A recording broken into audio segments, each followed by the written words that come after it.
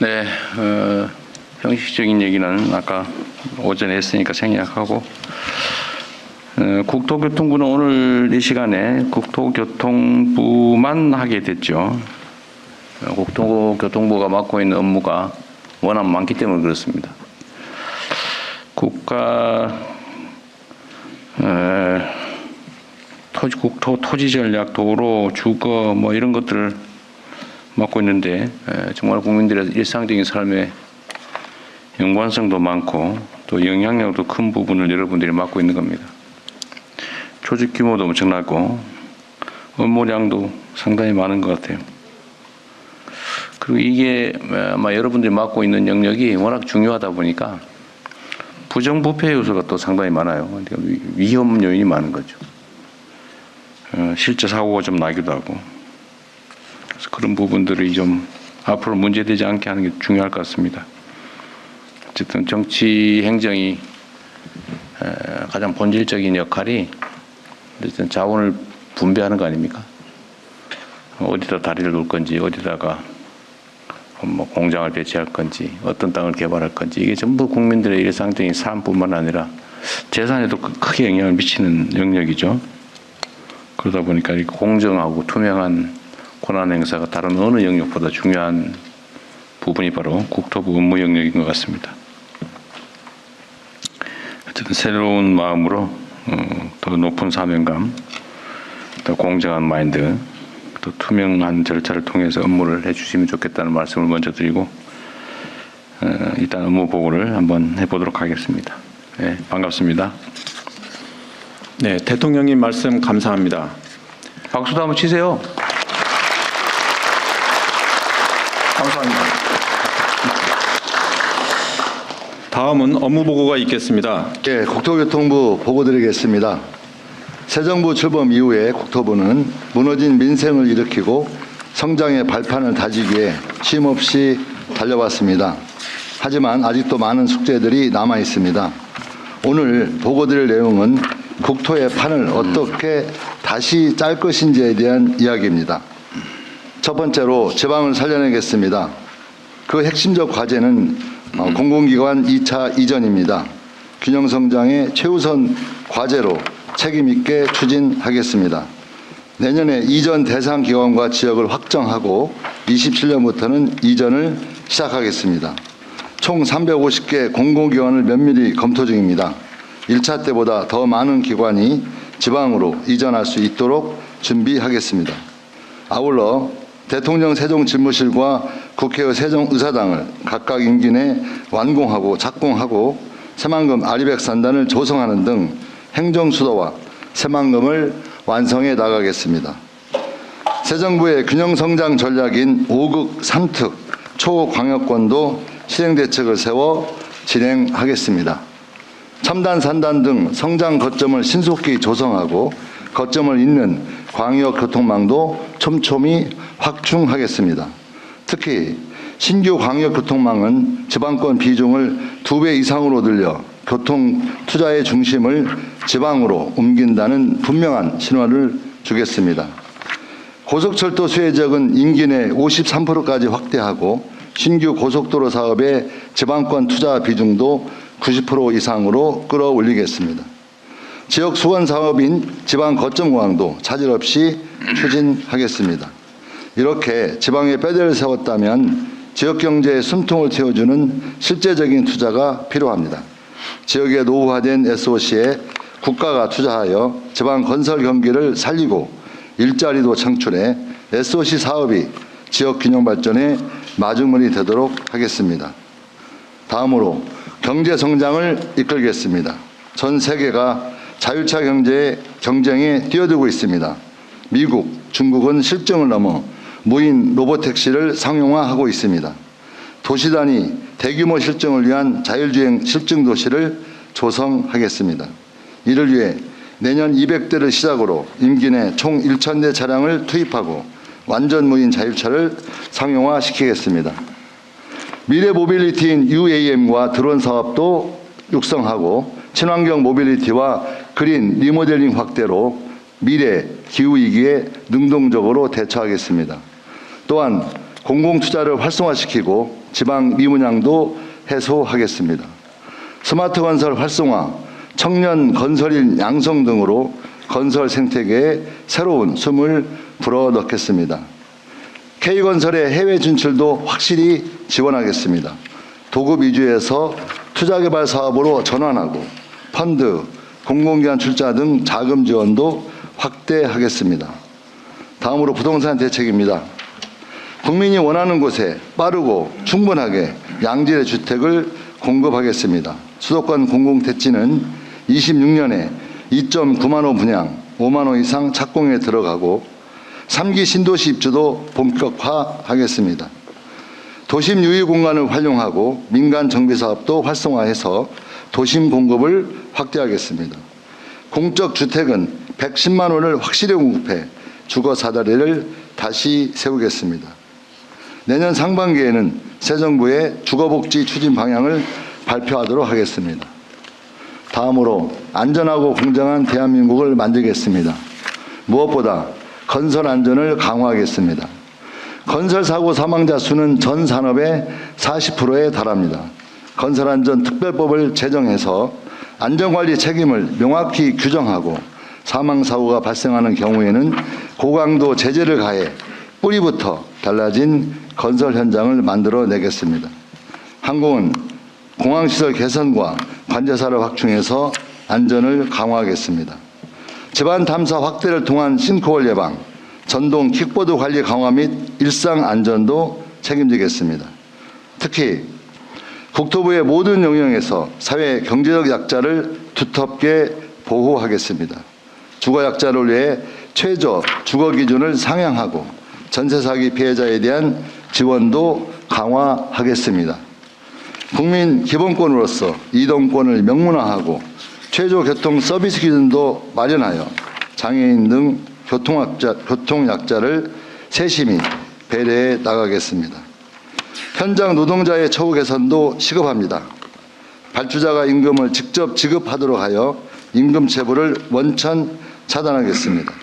택배, 배달 노동자들의 과로, 안전사고 문제는 표준계약서 주요 사항을 의무화하는 등 강력하고 실효성 있는 대책으로 해결해 나가겠습니다. 다음으로 국민 편익을 획기적으로 높이겠습니다. 먼저 혁신적인 정액 패스를 출시하고 지방까지 K패스 사용을 대폭 확대하여 더 많은 국민이 혜택을 받을 수 있게 하겠습니다. GTX, 광역버스 등을 최대한 빠르게 확충하여 출퇴근 지옥철과 지각 걱정을 덜어드리겠습니다. 농어촌 등 교통사각지대 주민을 위해 고속 시외버스 필수 노선을 지정하고 수요응답형 교통 공공 플랫폼도 신속히 구축하겠습니다. 마지막으로 중장기적인 관점에서도 국토교통 분야의 개혁을 추진하겠습니다. LH 개혁과 코레일과 SR 통합을 신속히 완수하겠습니다. 지난 국정감사에서 지적된 코레일의 철도 차량 납품 지연은 현재 감사에 착수했습니다. 원인을 철저히 규명하고 책임자를 문책하겠습니다. 고속도로 휴게소는 공공에서 관리할 수 있도록 즉시 개편하겠습니다. 특히 국토부의 기타 공공기관 경영평가도 재무성이 아닌 정책 중심으로 전환해 나가겠습니다. 국토부는 오늘 드린 이 약속들을 제대로 완수하기 위해 일하는 방식부터 바꾸겠습니다. 만들어내겠습니다. 행복청장과 새만금 청장이 보고 드리겠습니다. 고맙습니다. 네, 행복청장입니다. 행복청은 균형 성장을 선도하는 미래 모범 도시로 행정수도 세종을 완성하겠습니다. 세종의 국가행정 중심 기능을 강화하기 위해 대통령 세종집무실은 2030년 준공에 차질이 없도록 내년에 설계에 착수하고 국회 세종의사당은 2029년 착공, 2033년 준공을 위해 내년에 국회 사무처와 국제 건축 설계 공모를 추진하겠습니다. 아울러 중앙행정기관과 공공기관이 세종으로 추가 이전될 수 있도록 적극 지원하며 현재 국회에서 논의 중인 행정수도 특별법의 조속한 제정을 추진하겠습니다. 세종을 대한민국에서 가장 살기 좋은 도시로 조성하겠습니다. 행정수도답게 서울과는 1시간, 전국 주요 도시와는 2시간에 서로 접근이 가능한 광역교통망을 확충하고 공유차 등 미래 모빌리티에 특화되어 있는 스마트시티 국가시범도시 조성 사업도 내년에 설계를 마치고 본격 추진하겠습니다. 복합 캠퍼스 타운은 우수인력 양성, 신기술 개발, 신산업 육성이라는 선순환 구조를 구축하기 위한 사업으로 이를 통해 도시의 자족 기능을 강화하겠습니다. 이상 보고를 마치겠습니다. 네, 이어서 새만금개발청 보고 드리겠습니다. 26년 목표는 지산지소형 혁신성장입니다. 이를 위해 우선 재생에너지를 기존의 6기가와트에서 10기가와트로 공격적으로 확대하겠습니다. 수상태양광을 중심으로 한 5기가는 30년 이번 정부 안에 가동하겠습니다. 조력발전 등 나머지 5기가는 이번 정부 안에 착공하겠습니다. 둘째, 아리백 산단으로 지정받을 수 있도록 철저히 준비해 나가겠습니다. 셋째, 가장 중요한 앵커 기업 유치입니다. 새만금은 첫 삽을 뜬 지 35년이 흘렀습니다. 지역 주민들은 기다리다 지쳐있는 상태입니다. 다행히 대통령님께서 새만금에 관심을 표명하시면서 분위기가 많이 바뀌고 있습니다. 이에 힘입어 저희 새만금청은 국내 굴지의 대기업과 투자 유치 문제를 놓고 깊숙하게 얘기를 나누고 있습니다. 그 기업은 AI 데이터 센터를 짓고 로봇 만드는 공장을 세우려 하고 있습니다. 나아가 수소를 기반으로 한 스마트 도시도 운영하려고 합니다. 새만금을 최적지로 판단하고 있습니다. 다만 워낙 대규모 투자이다 보니 다양한 정부의 지원이 필요한 상황이고 이 때문에 선뜻 결정을 내리지 못하고 있습니다. 그래서 감히 대통령님께 부탁드리겠습니다. 새만금청에 힘을 실어주십시오. 새만금청이 다른 부처들과 협력 체계를 구축할 수 있도록 도와주십시오. 그러면 국토 균형 발전과 에너지 대전환 두 마리 토끼를 바로 새만금에서 잡을 수 있을 것입니다. 고맙습니다. 네, 수고하셨습니다. 일단은 간단한 것부터 할까요? 새만금청 여기가 재생에너지 수상태양광으로 5기가와트 발전이 물리적으로 가능해요? 네, 어디서? 30년 안에 가능합니다. 어디가 그렇게 공간이 있어요? 기존의 수상태양광 2.1기가와트를 더 효율을 극대화하고 집적화하면서 다른 부분의 그 태양광도 더 설치할 예정입니다. 아니 그게 지금 동일한 면적에서 효율을 올려서 발전량을 늘리겠다 그 말이에요? 큰 부분은 그렇고요. 나머지 배수 부지라든지 지금 농식품부에서 관리하고 있는 부분에서도 저희들이 작은 부분씩 긁어 모아서 저희들이 5기가와트까지 확대할 예정입니다. 긁어 모아서 지금 현재 3기가인데 2기가와트를 긁어 모아서 만들 수 있어요? 네, 만들 수 있습니다. 물리적으로 가능한지 약간 의문이 드는데. 네, 저희들도 다 검토하고 따져봤습니다. 그 절대 면적이 그렇게 안 될 텐데요. 그 좁은 새만금 구역 내에서 그게 가능하다는 거예요? 네, 그렇습니다. 그동안 저 유유부지로 놀고 있는 부지가 많이 있었습니다. 그래서 그런 부분까지 저희들이 그럼 태양광하고 어디 해상풍력도 이게 좀 일부 있긴 할 텐데. 네. 그 중에 차지하는 비중은 어떤 게 커요? 해상풍력 부분은 30년 안에 착공을 하는 걸로 그렇게 지금 생각하고 아니, 있습니다. 제가 얘기하는 건 30년 기간 문제가 아니고 효율이 앞으로 똑같은 면적에서 효율이 늘어나서 2기가와트 발전할 고 면적에서 뭐 3기가와트 가능한 이런 거 하면 안 되고 지금 네. 그거는 꿈이잖아요. 네.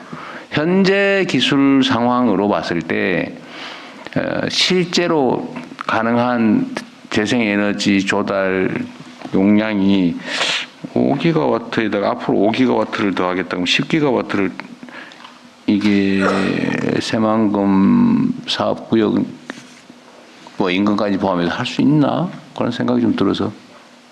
네, 농식품부의 지금 적극적인 협조가 더 필요합니다. 그래서 그러니까 그러면 기존에 다른 용도로 쓰기로 한 걸 태양광 발전 부지로 바꾼다는 거예요?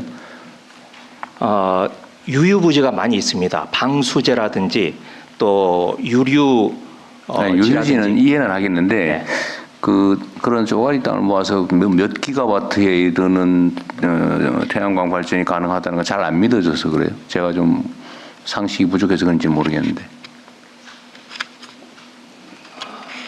새만금청에서 오신 실무자 있어요? 차장입니다. 그럼 실제로 좀 어때요? 설명을 드리겠습니다. 저희가 기본 계획에 갖고 있었던 안에는 풍력이 4기가가 포함되어 있습니다.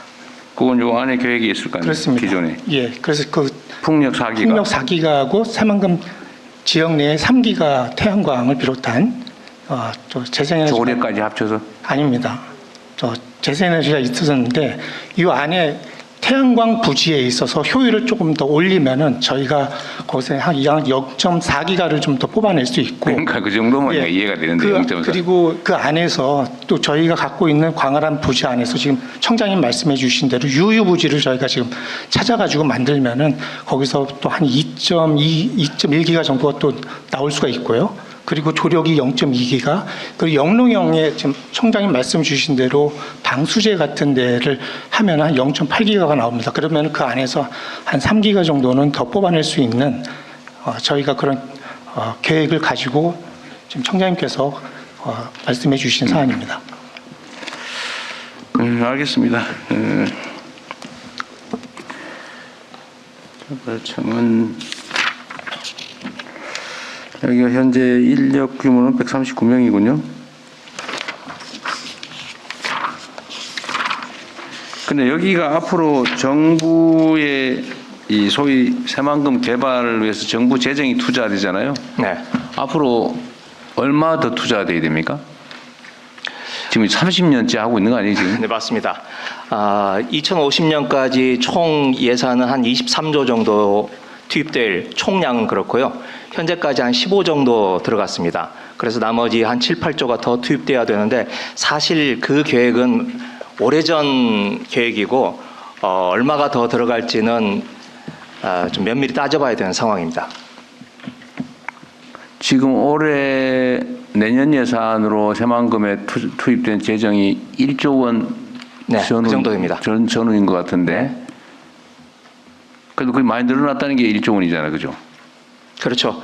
문재인 정부 때 그 정도였다가 윤석열 정부에서 확 깎였다가 다시 살짝 좀 상회하는 정도의 예산이 지금 확보됐습니다. 하더라도 앞으로 7, 8조 원이 더 들어가야 되는 거다. 근데 지금 사업 내용을 좀 조정하기로 하지 않았던가요? 당초에 새만금 개발 계획하고 지금 막 계속 바뀌어오고 있잖아요. 네, 그렇습니다. 그래서 지금 일부는 뭐 올해 연말까지 새만금 기본 계획을 새로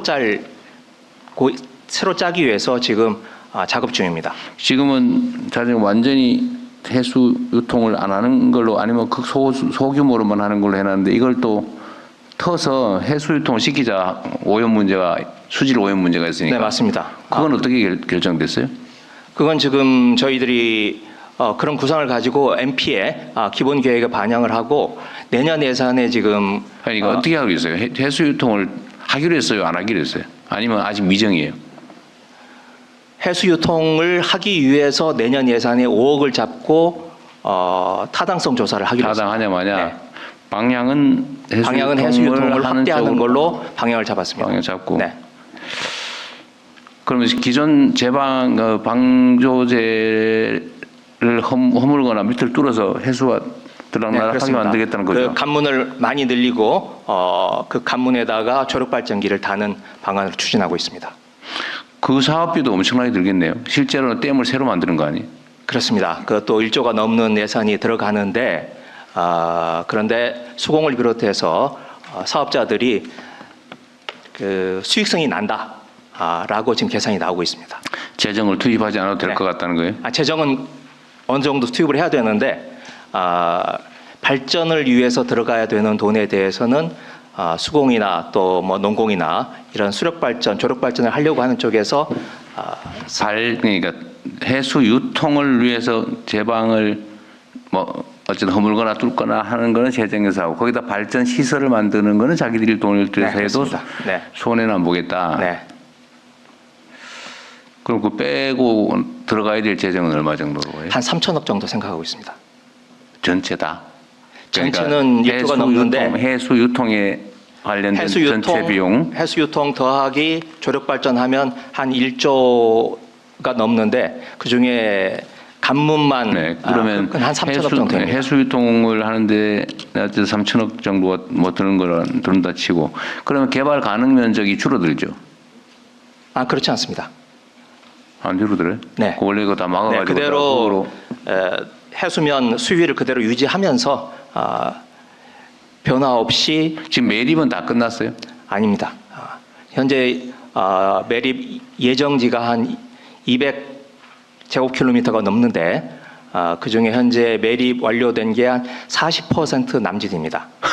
지금 매립해야 될 게 최초 목표 대비 60%가 남아 있다는 거예요? 현재 매립한 거 대비 1.5배를 더 매립해야 된다. 사실상 그렇습니다. 그 실제로 아까 얘기한 7조, 8조가 더 드는 비용에 그 매립 비용, 매립지에다가 각종 뭐 시설, 기반 시설 해야 될 거 아니에요? 그 비용 합칭이 7, 8조 원입니까? 그 계획이 아마 좀 오래전에 만들어진 계획이라서 새로 계획까지 감안을 하면 금액은 더 많이 늘어날 것으로 생각을 합니다. 우리 차장님이 알고 있는 비용은 얼마에 그렇게 할 경우? 지금 우리 청장님 말씀 주신 23조 원은 청장님 말씀드렸죠. 2011년에 옛날에 한 옛날에 계산서예요. 계획했던 그 숫자에서 변동이 지금 솔직히 하면 지금 현재 상태로 얼마예요? 지금 상태로는 사실상 그게 구체적인 파악은 좀 어렵습니다. 왜냐하면 계산이 불가능할 정도로 많죠, 솔직히. 예, 거의 그렇습니다. 그래서 지금 조력도 좀 새로 들어오듯이 새로운 사업들이 이제 하나하나 또 생겨나고 있고 해서 지금 그러니까 지금 당초에 그 예정된 새만금 개발 예정 면적을 기준으로 방조제를 외곽에 쌌을 거 아닙니까? 예, 그리고 그렇습니다. 그 안에 이제 포함된 바다 위에다가 이제 토사를 메워가지고 땅으로 만드는 거 아니에요? 네. 그리고 그 위에다 기반 시설을 하고 뭐 공장을 유치하든지 뭐 농지를 만들든지 태양광을 발전하든지 뭐 그렇게 돼 있는 네, 거죠. 네. 그런데 현재까지 30년 동안 한 개 겨우 전체 예정 면적의 40%밖에 매립을 못했다. 네.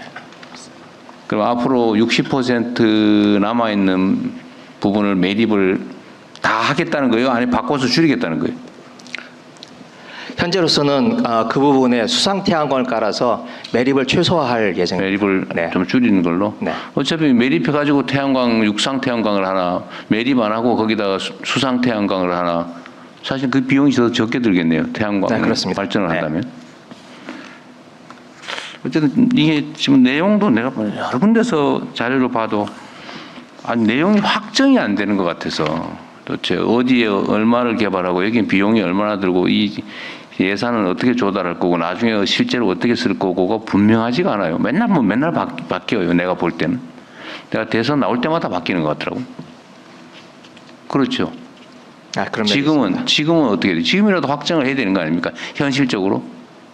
지금 이게 그런 면이 있죠. 전북 도민들이 기대하는 기대치는 높은데 그걸 하려면 재정으로 실제로는 현실적으로 거의 불가능하거나 매우 어렵거나 그런데 그 얘기를 하면은 정치적으로 비난받을 것 같으니까 그냥 애매모호하게 다 하는 것처럼 얘기하고 있는 그런 상태 아니에요? 새만금 그러니까 계산이 안 나오겠죠. 네, 그 새만금을 애초 도민들의 눈높이에 만큼 그렇게 그대로 하기에는 여러 가지 무리가 있으니 현실적으로 가능한 부분을 빨리 확정을 지어서 그 부분에 대해서는 속도감 있게 진행을 시켜 나가자. 그래야 될 것 같아요. 네. 이것도 일종 희망 고문 아닙니까? 네, 맞습니다. 저는 정치가 좀 투명해야 된다고 생각하는데 글쎄 뭐 정치라고 하는 게 어쩔 수 없는 측면이 있죠. 표가 중요하니까. 그렇다고 해서 주권자들한테 헛된 희망이거나 아니면 실현이 거의 어려운 희망을 계속 주는 것도 그렇게 좋은 일이 그래서 사실은 재정만 투입해가지고는 이 문제가 해결되지 않으니 앵커 기업을 유치해서 앵커 기업을 중심으로 해서 새로운 생태계를 구축하는 게 새만금이 활로를 찾을 수 있는 첩경이라고 생각을 합니다. 그거는 이미 매립한 네. 앞으로 확실하게 매립할 부지 활용 방안에 대한 것이고 네, 그렇습니다. 일단은 이게 당초에 예정됐던 방조제를 쌓으면서 매립하기로 예정했던 것 중에 어디까지 매립할 건지를 확정을 해야 될 거 아니에요. 지금도 그것도 확정 안 하고 다 아니, 그건 거의 다 확정이 되어 있습니다. 그래요? 네. 그러면 대체적으로 조성 비용은 나올 거 아니에요. 확정이 됐다. 사실은 조성 비용을 그 얘기해보세요. 2011년 계획에 의해서 한 7, 8조라고 그러니까 얘기해 예산이 보세요. 돼 사장 있었는데. 얘기해 보세요. 예, 지금 청장님 말씀 주신 대로 2011년 계획에 있을 지금 현재 얼마예요? 그럼? 사실 지금은 이제 구체적으로 좀 말씀드리기는 어렵습니다. 근데 그 매립이라고 하는 것이 우리 저 기본 계획 사업에 있어서는 민자로 유치해가지고 민자로 계획이 또 재정 투입이 아니고 민자로 그렇습니다. 한다고 계획은 돼 있는데 그렇습니다. 근데- 민자로 할 기업이 없겠죠. 그렇습니다. 그럼 포기해야 되는 거 아니에요? 하지만 우리 산업 단지라든가 이런 데서 필요하니까 해야 된다. 예 그렇습니다. 이게 공공 그러니까 그걸 빨리 확정을 해야 된다고요. 내 말이. 실현 불가능한 민자 유치를 통해서 한다라고 해놨는데 민자로 거기를 지금 현재 매립해서 들어올 기업이 어디 있겠어요. 그러면 현실적으로 어느 부분은 정리하고 어느 부분은 재정으로 반드시 필요하니까 해야 되고 이걸 정리를 해야 되지 않냐는 게 내 생각입니다. 그냥 애매모호한 상태로 계속 갈 일이 아닌 것 같다는 거죠. 네. 근데 이건 이제 얘기하기 어려운 거죠. 정치권 입장에서는 솔직한 얘기로 전북 도민들이 화낼 것 같으니까. 그래도 어떡합니까? 그 있는 현실을 인정하고 할 수 있는 걸 후다닥 개치워야지. 할 듯 말 듯 실제로는 잘 안 될 것 같은데 안개 속으로 또 이 30년쯤 됐죠 이거? 앞으로 또 30년 또 이렇게 갈 수는 없잖아요. 하여튼 네, 고민을 좀 맞습니다. 해봅시다. 그다음에 행정 중심 복합 도시 건설청도 간단하니까 아까 보니까 착공을 제가 대통령 선거하면서 아마 용산에 있다가 청와대로 잠깐 갔다가 퇴임식은 아마 세종에서 하게 될 것 같다 이렇게 여러 차례 얘기를 했는데 30년의 행복청에 대통령 집무실을 지으면은 네. 와서 잠깐 얼굴만 보고 가는 거예요? 좀 더 서둘러야 될 것 같습니다. 조금 땡기시죠. 지금 국회 세종의사당도 너무 좀 느리고 뭐 29년까지 뭘 미룰 거 뭐 있습니까? 좀 땡겨서 하시는 게 좋지 않을까? 뭐 행정 절차상 불가피해서 그런가요? 아니면 속도 조절하는 것 중인가요? 속도 조절은 아니고요. 저희들이 30년 준공을 잡은 거는 설계 2년, 그다음에 공사에 2년 이렇게 잡은 겁니다. 그리고 사실 이 30년 준공 목표도 도전적인 그런 공정 관리가 필요한 것이 현실입니다. 그래요? 네, 일부러 그런 건 아니다 그 말이죠. 그렇습니다. 어쨌든 좀 서두르면 좋겠다는 말씀을 좀 드리고 싶었습니다. 너무 무리할 필요는 없고요. 네, 여기까지 하고 국토부로 넘어가죠.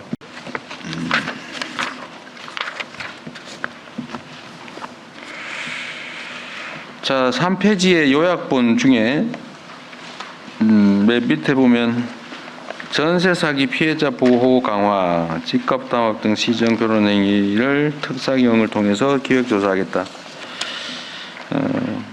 전세 사기에 대한 대책들을 계속 마련을 하는 중인데 전세 사기가 앞으로 발생하지 않게 하는 게 물론 중요하죠. 기본적으로는 뭐 그런 조치는 잘 하고 있을 것 같아요.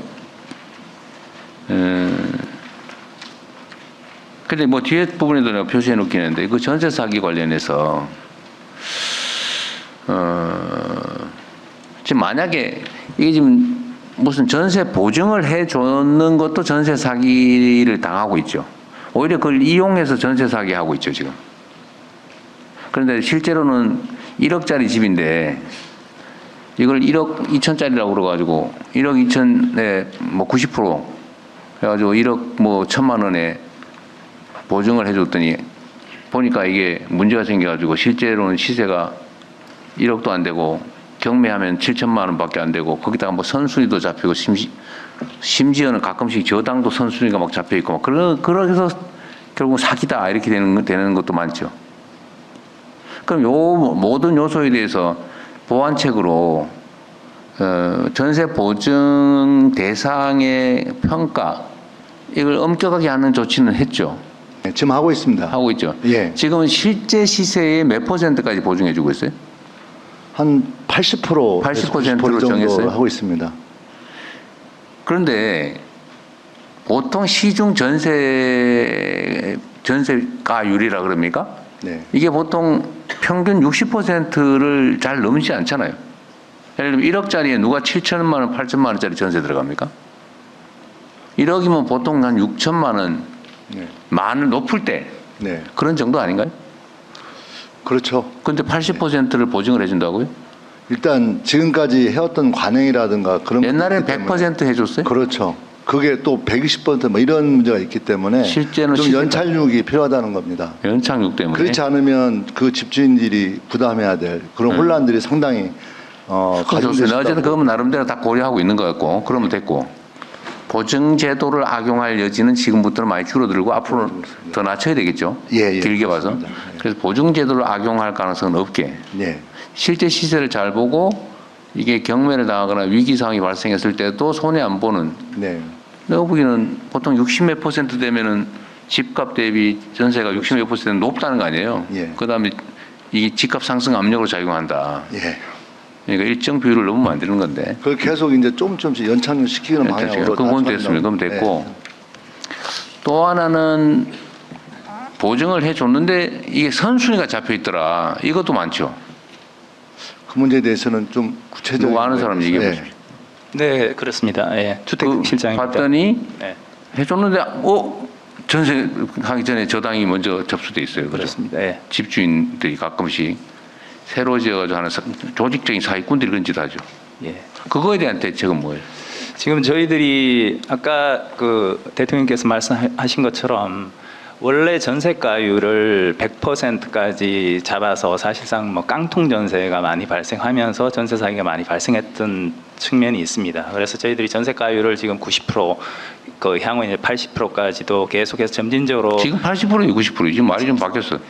지금 90%로 아까 80%라 그랬잖아요. 조만간 이제 80%, 70%까지도 지금 검토는 지금 하고 현재는 있습니다. 90%예요? 그렇습니다. 예. 80% 목표로 90%를 하고 있다 그 말이네 그러면. 예. 근데 이제 단기간에 전세가율을 지나치게 낮추게 되면 이건 됐어요. 아까 예. 얘기했고. 그리고 선순위로 잡히는 부분이 많이 있기 때문에 특히 뭐 다가구 같은 경우에는 그런 걸 확인을 못하고 계약을 체결하면서 전세 사기 피해를 입는 경우가 많습니다. 그래서 지금은 대책이 뭐예요, 그러니까? 그래 전국적으로 그 피해자 지원센터가 7곳이 있습니다. 피해자 지원센터에 공인중개사라든가 전문가들을 좀 배치를 해서 계약 체결 전에 그 위험 요소들을 사전에 컨설팅 해주고 하는 걸 지금 바로 시행하려고 하고 있고요.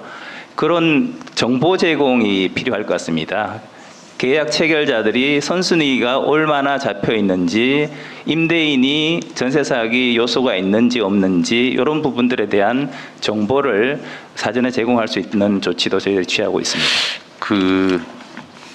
그래도 그건 우연적 요소, 고의적인 기망 행위를 피하기 어렵잖아요. 그렇게 해봐야. 좀 더 체계적으로 연구를 해보시면 안 될까요? 예를 들면 예. 그냥 한번 생각해 본 건데. 이 대출금을 집행을 할 때 그 대출금을 받아서 집주인한테 주잖아요. 그 대출이 먼저 되고 집주인이 그 세입자가 들어가서 세입자 신고를 하는 시점하고 저당 접수된 시점 선으로 결판이 나잖아요. 네.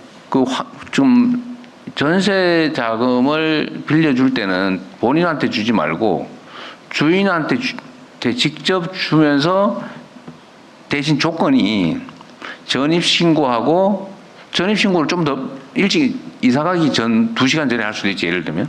네. 하고 그때 저당이 선순위가 없다는 거 확인하고 돈 주고 이러는 건 어때요? 좀 복잡하긴 하지만. 그럼 사기당할 염려 없잖아요. 그걸 이제 물론 이제 확인 행정 업무가 좀 많아지긴 하겠죠. 일단 그 확인을 하는 절차를 거쳐서 할 수 있기 때문에 사실 그 전세 사기 우려는 좀 낮아질 수 있을 것 같습니다. 그게 이제 행정적으로 처리하는 부분에 대해서 좀 검토를 해볼 수 있도록 그렇게 하겠습니다. 하여튼 이게 이제 사기꾼이 문제잖아요. 사기꾼들은 그런 것도 다 대비를 해가지고 쉽게 말해 이거 등기서를 들고 있다가 전입 확정에 싹 집어넣고 전입 받아주고 이럴 수 있다니까요. 뭐 안 먹고 기만해가지고 죄짓기로만 먹은 사람이 뭔지 하겠어요. 그걸 방지할 수 있어야 된다 그 말이죠. 예.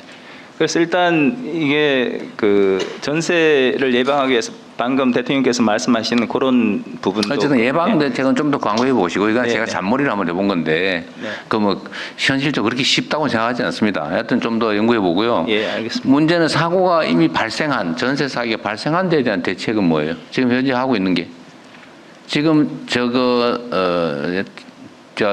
결론적으로 물어보고 싶은 거는 이게 돈이 많이 드는 거긴 한데 일단 선지급하고 책임지고 정부가 구상하자는 얘기를 입법으로 하자고 그러다가 결국은 그때 당시에 정부가 반대를 했던가 그래서 못했거든요. 지금은 어떻게 됐어요, 그거? 지금 그런 제도 논의보다는 오히려 지금 현재 그 피해자들 있죠. 피해자들이 지금 그 깡통 됐으니까 어쨌든 보상받는 게 다 편차가 심합니다. 그래서 최소한의 그 30% 정도라도 최소한적으로 보상받을 수 있게 선보상해달라. 네, 그렇죠. 그런 것들이 지금 논의되고 있고 지금 네. 국회에서 지금 얘기되고 하여튼 있는 그게 겁니다. 친척이 왜 안 되냐고 저한테 따지는 사람들이 있어요. 저도 그 문제에 대해서는 대통령님께 건의를 드리고 싶습니다. 그래서 전세 사기 피해자들이 일부는 어떤 사람 많이 받는 사람은 80% 이상도 받는데 어떤 사람은 완전히 깡통으로 받는 경우가 있기 때문에 아니 그거는 뭐 각계 사정이 다 다를 텐데 정부가 위험을 감수해 주는 걸 일정적으로 해야 되는 거 아니냐. 그렇죠. 그런 그건 걸 좀 어떻게 할 거냐. 감수해주고 그 약간의 최소한의 기본적인 건 보상될 수 있는 시스템을 만들어내기 위한 그러니까 재정 이게 투자가 필요하다는 그 겁니다. 전세 보증을 해준 경우는 어차피 그 보증 책임을 이행을 하니까 정부 허가가 하고 있나요? 하여튼 다 책임을 지는 건데 지금 보증이 안 된 게 문제잖아요. 지금 보증이 안 된 거 개인적으로 가서 사기를 당했는데 이거를 그렇죠. 또 어떻게 정부에서 좀 선지급해주고 나중에 구상은 정부가 하든지 해라. 또 그렇게 해주자고 민주당이 법안도 내고 통과도 됐는데 거부당했던 거죠 대통령한테. 네, 그렇습니다. 근데 당신이 그래 놓고 대통령 되더니 왜 말이 없냐 지금 이렇게 네. 따진 사람이 많아요. 그러니까 야당 시절에 약속했던 거 아니냐고 우리 네. 민주당이 그랬을 때 여당이 되었으니 네, 그런 일부라도 책임지는 입법을 책임을, 예. 필요하다 이런 겁니다. 그러니까 예산도 그거는- 필요한 겁니다. 그러니까 예산도 필요하고. 그거를 그럼 좀 준비를 해가지고요. 별도로 보고를 한번 하든지 한번 예, 하시죠. 대통령님 이거 정책실하고 당 네. 정책위하고요 초안 가지고 그러세요. 한번 예. 검토를 하고 있습니다. 공식적으로 약속한 건데 약속은 지켜야겠죠. 그 다음에 13페이지에 선호도 높은 도심 내 주택 공급 확대 뭐 다 좋고요. 하여튼 원리적으로 제가 여러 차례 얘기한 건데 제가 LH나 이게 택지 공급하는 사례들을 보면 좀 제가 이해는 합니다. 제일 좋은 자리는 용적률 높여가지고 일반 택지를 분양을 하고 공공임대는 저기 구석대기에 제일 안 좋은 데다가 다 몰아가지고 예. 짓고 이러니까 사람들이 딱 떠오르는 게 공공임대 싸구려 나쁜 지역에 어려운 사람만 모여 사는 거야. 이런 좋아할 리가 없죠. 공공주택 또는 공공주택 중에서도 만약 임대 이런 거면 그거를 역세권에 좋은 데다 하세요. 네. 지금 특히 수도권 같은 경우는 막 경쟁이 엄청나지 않습니까? 그 택지 분양 받으려고 가짜 회사 만들어가지고 입찰 경쟁하고 난리 아니에요? 네. 그 뭘로 그렇게 합니까? 좋은 데를 공공에서 직접 개발해야죠. 그래서 분양은 외곽으로 하고 네. 또 한 가지는 이제 공공임대를 하라니까 순 공공임대 그러면 8평, 12평 막 이런 걸로 짜잘한 거 짓고 빼곡하게 짓고 그렇게 하지 말고요. 이거 네. 또 중산층도 살 수 있게 네. 넓은 평수로 지어요. 25평, 30평. 예. 그리고 그렇게 하면은 LH의 재원이 부족해진다 이렇게 주장을 하던데 제가 본 계산상으로는 수도권은 분양 압력이 엄청 높잖아요. 예를 들면 아파트 한 채에 8억에 분양을 하면 실제 시가는 막 10매덕씩 하고 그러지 네, 않습니까? 맞습니다. 그런데 실제 조성 원가 더하기 건축 원가를 하면 한 5억도 안 되잖아요. 예를 들면. 그러죠. 실제로 수도권은 그래요, 지금. 네. 이런 상태면은 그냥 적정한 정도의 임대 보증금이 조성 원가, 건축 원가를 훨씬 넘는단 말이에요. 수도권 그러지 않습니까? 예. 아닌가요? 내가 뭐 잘못 알고 있는 거예요? 여기 LH 오셨죠? 예. 예, 부사장 이사옥입니다. 네. 예. 수도권에 지금 예를 들면 뭐 수도권 신도시 만들고 이런 지역 있잖아요. 예. 그 인근에 아파트 평당 가격하고 예.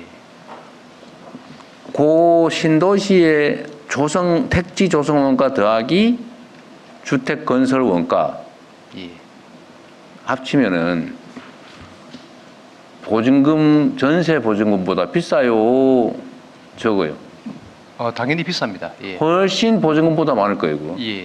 아니, 보증금이 그 조성 원가보다 훨씬 높을 거라고. 그렇지는 않습니다. 예. 그래요? 예. 아닐 것 같은데. 지금 택지 조성 원가가 보통 평당 얼마 정도? 분양주택 보증금 말씀하시는 건가요? 분양주택 보증금 말씀하시는 아니, 내 말은 예. 예를 들면 택지를 조성해가지고 예. 건설회사에 분양을 하면 건설회사가 주택을 지어서 여기다가 이윤을 붙여가지고 법률이 허용하는 범위 내에서 최대한 높게 분양을 하면 수도권에 가난한 예. 분양받겠다는 사람이 경쟁률이 막 몇십 대 1 그렇잖아요. 그렇습니다. 예. 그러면 그 사람들이 분양을 받으면 소위 프리미엄이 붙잖아요. 예. 그 시중 가격하고 차이가 발생하니까 예. 그때 분양하는 가격보다 LH가 직접 지어서 원가를 받으면 그 분양가보다 싸게 지을 수 있잖아요. 상식적으로 그렇지고요. 건설회사의 또 최대치 이윤을 빼야 되니까요. 예. 그건 낫잖아요. 예. 예. 그것보다 그게 분양이 돼서 임대 보증금을 전세로 받을 때 금액이 LH가 만드는 조성원가, 건설원가 합친 것보다 전세 보증금이 높냐 낮냐 그 말이에요. 전세 보증금이 더 많을 것 같다는 생각에. 아주 특수한 구역에서는 그렇습니다. 아주 특수하게 그 시세 그건- 차익이 한 나는 그 이해가 안 되는데 그 말로 저기 전세 보증금보다는 집값이 훨씬 비쌀 거 아니에요. 최소한 그렇습니다. 3, 40%는 비쌀 거 아니에요. 예. 그러니까 시세가 예컨대 3, 40%는 비싸면 예. 저희들이 한 7, 8억 정도에 분양을 할 때 8호를 시세가 단지마다 다른데 한 15억 정도 이렇게 시세가 되는 데가 있습니다. 그러면 이제 철저 수분양자가 한 7억 정도의 이제 시세 차익을 얻게 됩니다.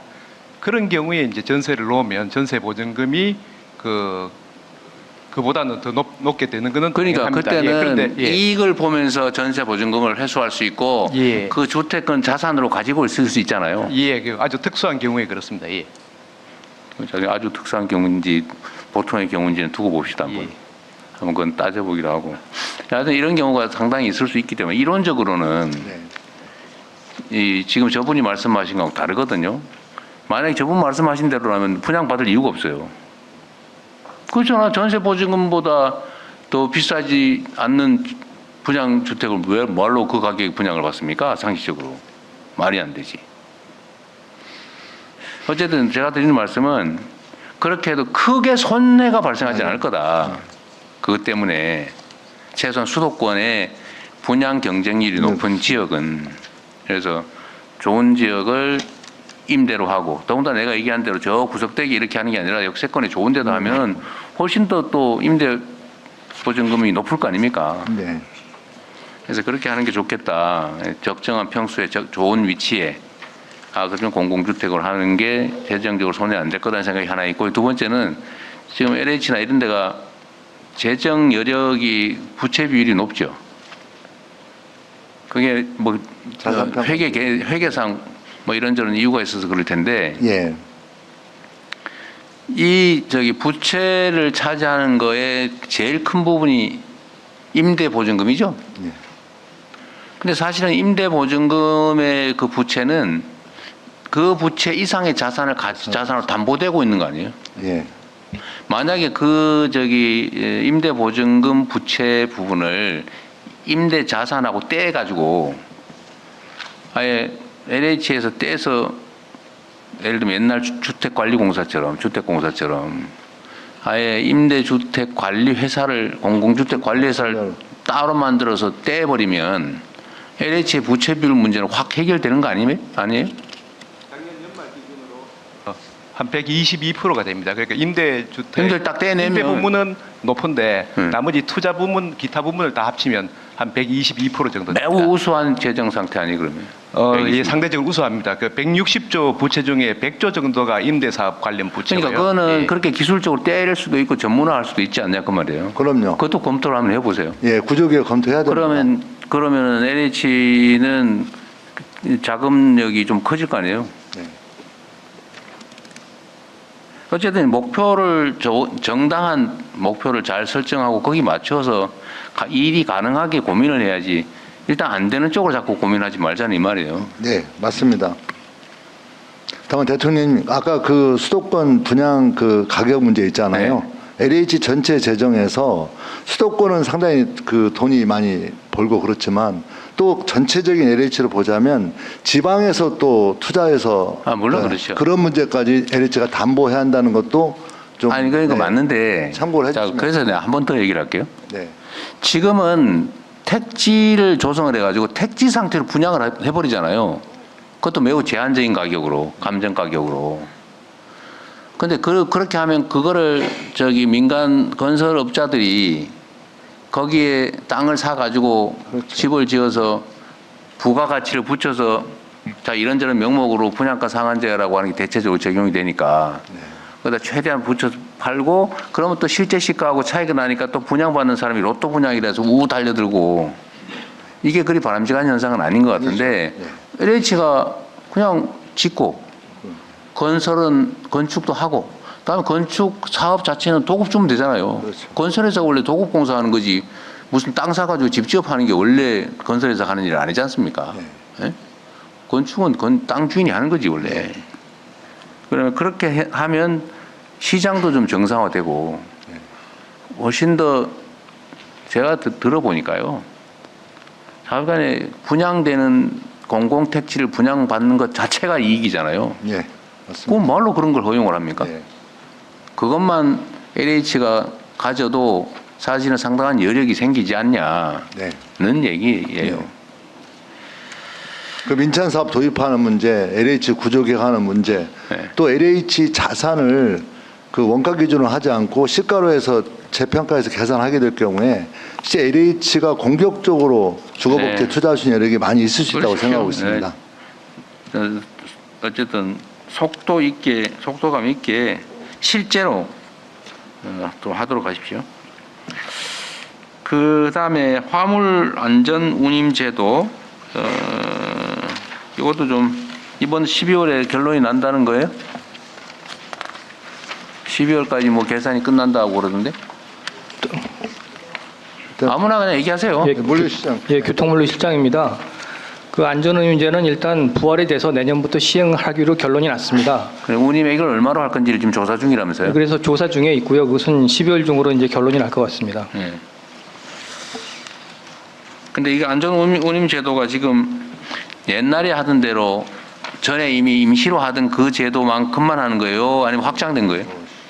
저 원래 확장해달라 다른 업종까지든가 뭐. 그 종전 수준으로 됐고요.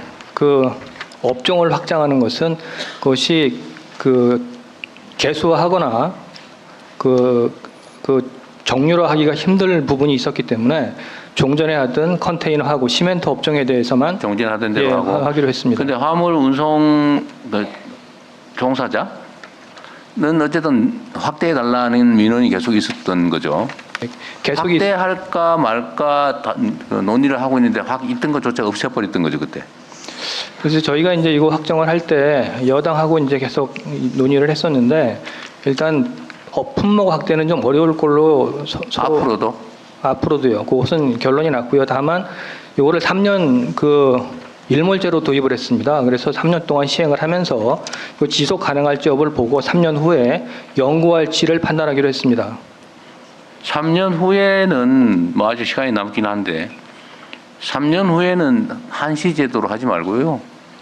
연구 제도로 하고 불필요하면 폐지를 그때 가서 하면 되지. 그래서 한시 제도를 해놓으니까 맨날 연말만 되면 연장할 거냐 말 거냐 싸우잖아요. 싸우다가 결국은 해기한 일까지 벌어졌지 이번에. 좀 그렇게 안 되게 하시고요. 좀 확대할 수 있는지는 어쨌든 지금 국장님 의견과는 다르게 확대할 수 있다 해야 된다는 쪽도 있어요. 그러니까 논의는 계속 잘 해보십시오. 그다음에 여기 19페이지 이런 거 있는데 정액 패스 있잖아요. 20페이지에 이거 국민들한테 뭐 한 달에 62,000원인가 내면은 이제 무제한으로 대중교통 이용하게 해주겠다 그 말이잖아요. 예. 이거 재정 부담은 어떻게 하기로 했어요?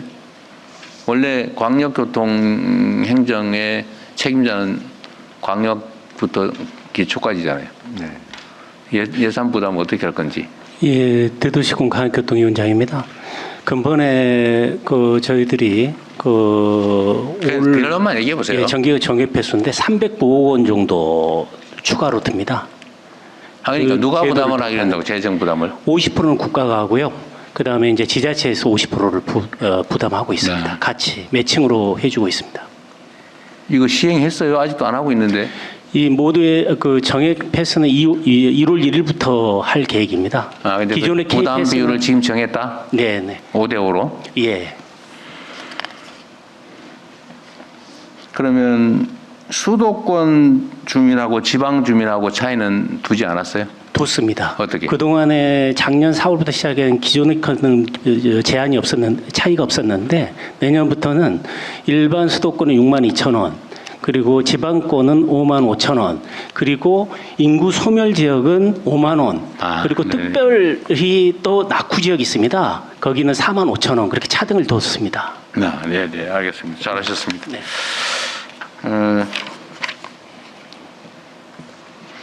23페이지 이거 관련된 건데 지금 철도 표가 부족하다고 그러더라고요. 근데 왜 그러냐? 그랬더니 이유가 여러 가지가 있는데 차량이 부족하다면서요? 차량 부족도 있고요. 또 평택 오송간 병목이 있어서 하여튼 그 병목은 어쩔 수 없는데 예. 차량이 부족해서 그런 원인은 차량을 더 투입하면 되잖아요. 예. 못 투입하는 이유가 뭐예요? 그러니까 차량을 투입한다고 해도 병목 병목 얘기는 됐고. 예, 그래서 그런 문제가 있고요. 또 하나는 이 차량을 이렇게 뭐라고 이렇게 이어서 중년을 옆에 분 한다든가. 얘기해 보세요. 이차관입니다. 네. 철도 차량을 구입하는 것도 절차가 다 있습니다. 공공기관 타당성 조사를 받아야 되고요. 그리고 이제 차량 제작하는 경우도 한 4년 정도 시간이 또 걸립니다.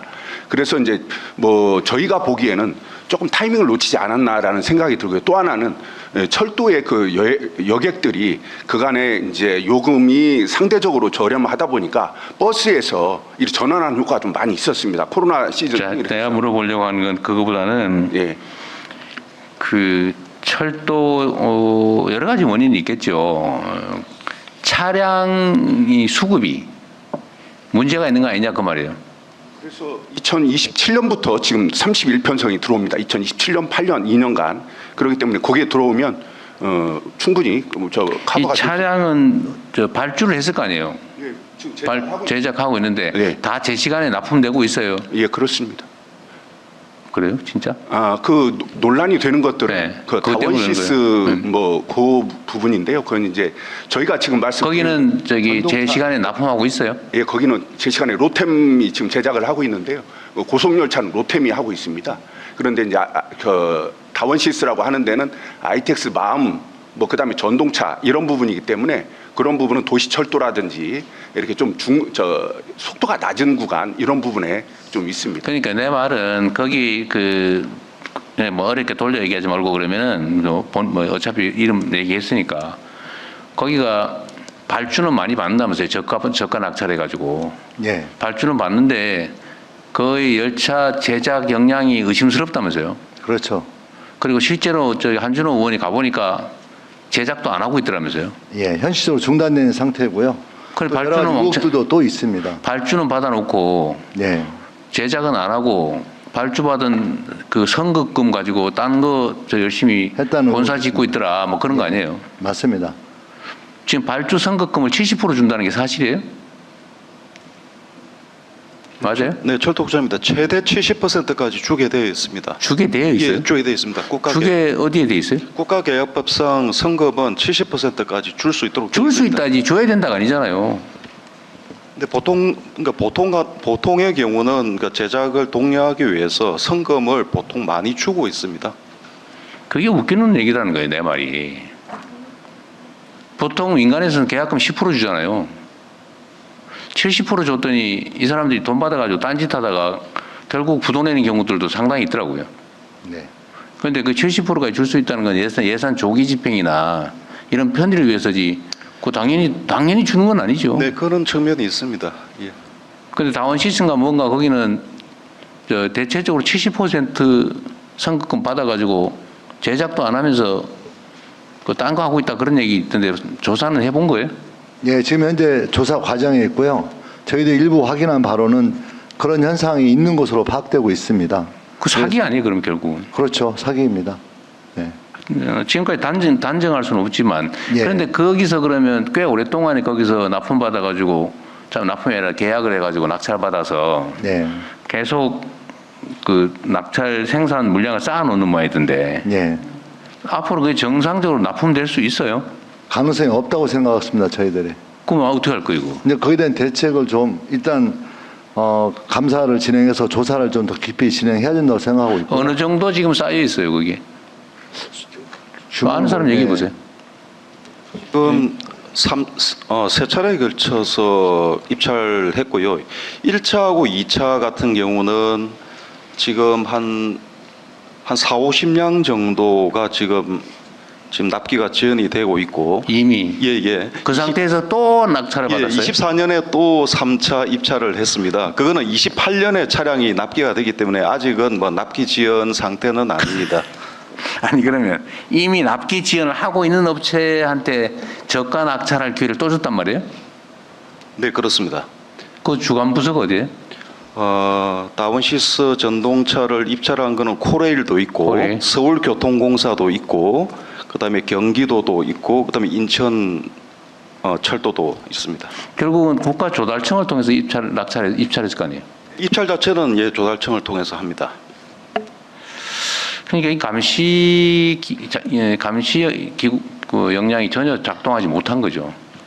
지금 그러면 계약된 낙찰된 금액으로는 얼마쯤 돼요? 지금 그걸 가지고 있는 게? 제가 정확한 대충 그냥 수치는 코레일 같은 경우는 한 2, 3조 정도 되는 걸로. 2, 3조? 예, 그 정도. 2, 3조면 그러면 3조 2조의 선급금으로 50%만 줬다 해도 1조 원 줘버렸다는 얘기예요? 코레일 부사장입니다. 네. 네, 코레일 부사장입니다. 네, 말씀하세요. 어디 계세요? 예. 네. 코레일 부사장입니다. 그 다원시스가 이제 150량의 최초에 22년도까지 22년 말까지 납품하기로 돼 있는 게 150량이고 150량을 전부 납품하기로. 예. 근데 한 개도 안 됐겠네 보니까. 그게 이제 그 한 110량 정도 들어왔고 40량이 안 들어온 상태입니다. 40량은 예. 금액이 얼마예요? 40량 정도면은 약 한 20억씩 정도이기 때문에 한 1,000억. 예. 800억 정도 되고요. 그다음에 그 23년도에 들어오기로 돼 있는 게 이제 208량인데 이 중에서는 지금 한 30량 정도 들어오고 나머지는 안 들어왔습니다. 그래서 총체적으로는 1, 2차 계약분이 한 218량이 지금 안 들어온 상태고 한 5천억 되네요. 네, 그렇습니다. 그다음에 그 3차 계약은 116량인데 이 부분까지 이제 이게 3천억 정도 됩니다. 그래서 3천억이 좀 못 되는데 전체 다 해서 한 9천억 정도 되는데 9천억 정도가 되는데 네, 성금은 61%를 지급을 해놓은 상태입니다. 그 대통령님께서 말씀하시는 그 조기 집행 이런 부분도 좀 일부 작용한 부분이 있고 지금 다원시스에서 한 달 전부터는 다시 또 작업 재개를 했습니다. 그 원인은 국회가 떠드니까 연평으로 하겠죠. 이제 자금 조달의 그 경색 때문에 공급망이 좀 무너져서 그랬는데 지금 다시 그 1,000억 정도를 자금 조달을 해서 지금 받아간 돈이 얼마인데 돈 1,000억이 없어가지고 딴 데서 조달한단 말이에요. 그거 정상적으로 될 리가 없네. 아무리 들어봐도. 그래서 이제 저희가 지금 그 이 선급금에 대한 집행 내역이라든지 영수증이라든지 이런 부분들은 다 지금 조사를 해 가지고는 있습니다. 그래서 내가 보기에는 정부 기관들이 사기당한 것 같습니다. 잘 관리하도록 하겠습니다. 어떻게 선급금으로 60%를 줍니까? 그게 뭔 선급금이에요? 중도금도 60%까지 안 줍니다. 하여튼 이런 게 지금 22년도에 이미 납기를 뭐 어겼고 23년에 한 거 또 어기고 있는데 또 줬다는 거지. 그 다음에 또 했다는 거죠 지금. 그것도 70%씩 줘가면서. 이건 뭔 행정을 이렇게 합니까? 저게 정상적으로 진행될 리가 없죠. 저 선급금으로 받아간 것조차도 지금 수천억인데 또 어디가 없고 그 돈이 없어가 1,000억 빌려왔다는 게 그게 말이 돼요 그게? 공사다 작업도 안 하고 있다가 국회가 막 난리치니까 이제서야 또 시작했다는 건데 그 70%씩 선급금 주는 규정을 바꾸세요. 저기 정책실장님. 그거 조기 집행인이 문의해가지고 이런 사기치는 수단으로 이용되잖아요. 예. 내가 사실은 이 성남시에서 이미 봤던 거예요. 선급금을 최대 20% 이상 못 넘게 하든지 하십시오. 특정한 경우에만 필요한 경우가 있으면 그건 승인을 받든지 이런 절차를 만들어야죠. 네네. 그 좀 말이 됩니까 저게? 개선 방안 마련하겠습니다. 네. 예. 전 국가계약, 공공계약은 다 똑같이 말이 안 되잖아요. 이게. 어떻게 수천억이 저렇게 하여튼 철저하게 좀 조사해 보시고요. 필요하면 수사를 하든지 뭐 그거라도 해서 잘 조사를 하세요. 예, 지금 조사 중에 있습니다. 네. 네. 또 그 다원시스는 또 다른 문제도 있어가지고요. 그래? 그 부품 그 납품 과정에서 부품이 뭐 엉터리 가지고 다 네, 깨지고 그것도 지금 현재 조사는 거의 완료되어서 지금 이제 다음 주에는 수사 의뢰를 공식적으로 진행할 예정으로 있습니다. 네. 그 얘기 하셔서 그런데 저도 그 기억이 나는데 그게 그나마 납품한 것도 엉터리로 해가지고 무슨 연결 부위가 깨져가지고 예. 뭐 이탈했다 그런 얘기까지 있더라고요. 예.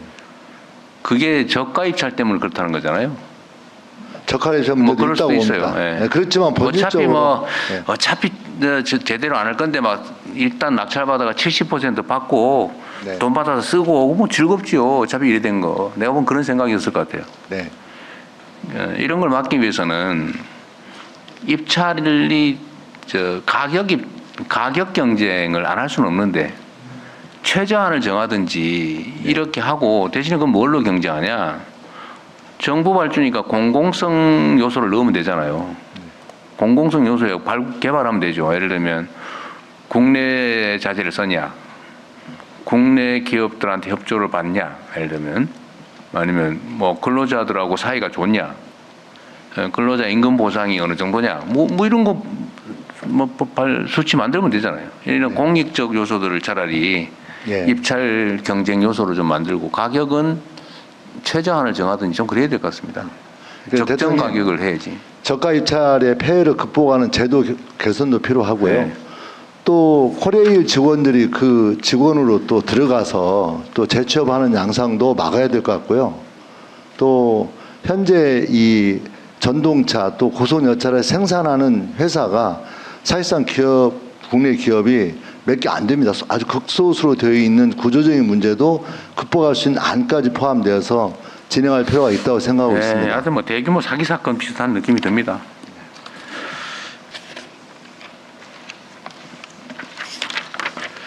자, 이제 개별 기관들 좀 얘기 좀 해볼까요? 인천국제공항공사. 이번에 뒷부분에 보니까 공항공사가 또 있던데 그거는 국내선, 국제선 나눈 건가요?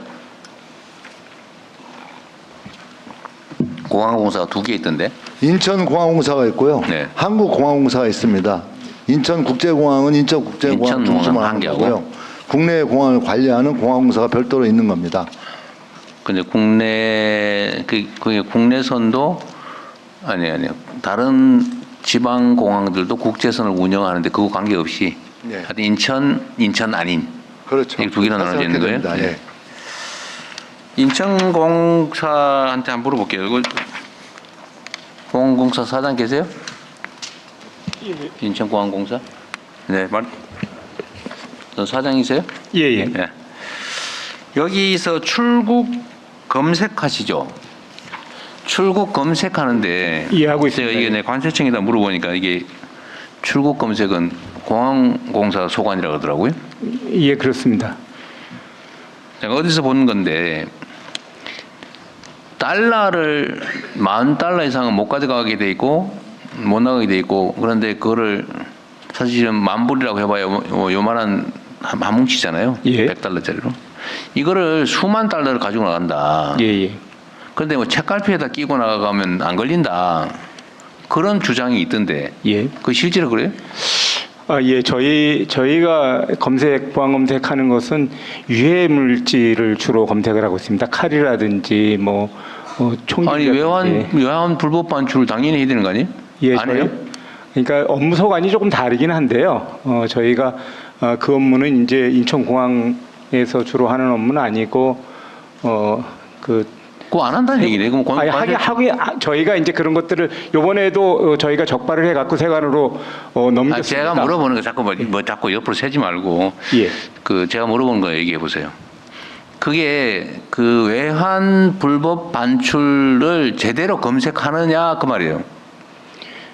예, 저희가 열심히 하고 있습니다. 그런데 그거는 저희가 세관하고 같이 하고 있고요. 저희가 주로 하는 일은 이제 총기를 자꾸 딴 얘기를 하시네. 누가 딴 거 물어봤어요. 예, 하고 있습니다. 외환 불법 반출에 대해서 어떻게 하고 있냐 이거 묻잖아요. 제대로 하느냐. 예, 저희 별로 관심 없어 보이는데 지금 보니까 자꾸. 예. 필요하면 저 세관들 같이 투입해가지고 세관을 예, 함께 하고 있습니다. 예. 근데 가능하냐고 묻잖아요. 제가 책갈피에 끼어가지고 저 100달러짜리 한 묶음씩 그 책갈피에 끼어서 가져가는 게 가능하냐 그 말이잖아요. 그거 안 걸리고. 예, 이번에도 저희가 검색을 해갔고요. 그래서 그것이 적발이 돼갖고 세관으로 넘겨. 참 말이 기십니다. 가능하냐 안 하냐 묻는데 자꾸 옆으로 세요. 가능해요 안 해요? 예, 완벽하게 가능하지는 않은 것 같습니다. 예. 만불 넘는 거 검색하는 거를 지금 그 검색하는 기준에 갖고 있냐 아니냐 기술적으로는 그냥 당연히 불법 부분에 있어서는 체크되냐 아니냐 그것만 얘기하면 되잖아요. 아니 검색을 하느냐 되느냐 굳이 물어보는데 자꾸 다른 얘기를 해서 시간을 보내세요. 그건 제가 실무적인 거라서 정확히는 모르겠습니다. 그러면은 이게 달러 불법 반출 문제가 이게 주로는 가지고 나와서 도박을 하거나 무슨 범죄 행위에 쓰거나 뭐 그러는 모양이던데 근데 당연히 그렇게 된다고 알고 있더라고요. 응? 책갈피에다가 꽂아가면 안 걸린다. 근데 저는 그거 이해가 안 돼요. 그 당연히 책이 그 안에 들어있으면 당연히 검색해서 뒤져봐야지 그걸 그냥 다 통과시킵니까? 어쨌든 거기에 대한 현황 어떻게 처리하고 있는지 앞으로 어떻게 할 건지 그거는 별도로 보고를 좀 하세요. 예, 알겠습니다. 네. 세관 쪽하고도 협의를 좀 하세요. 그 대책에 대해서는. 네?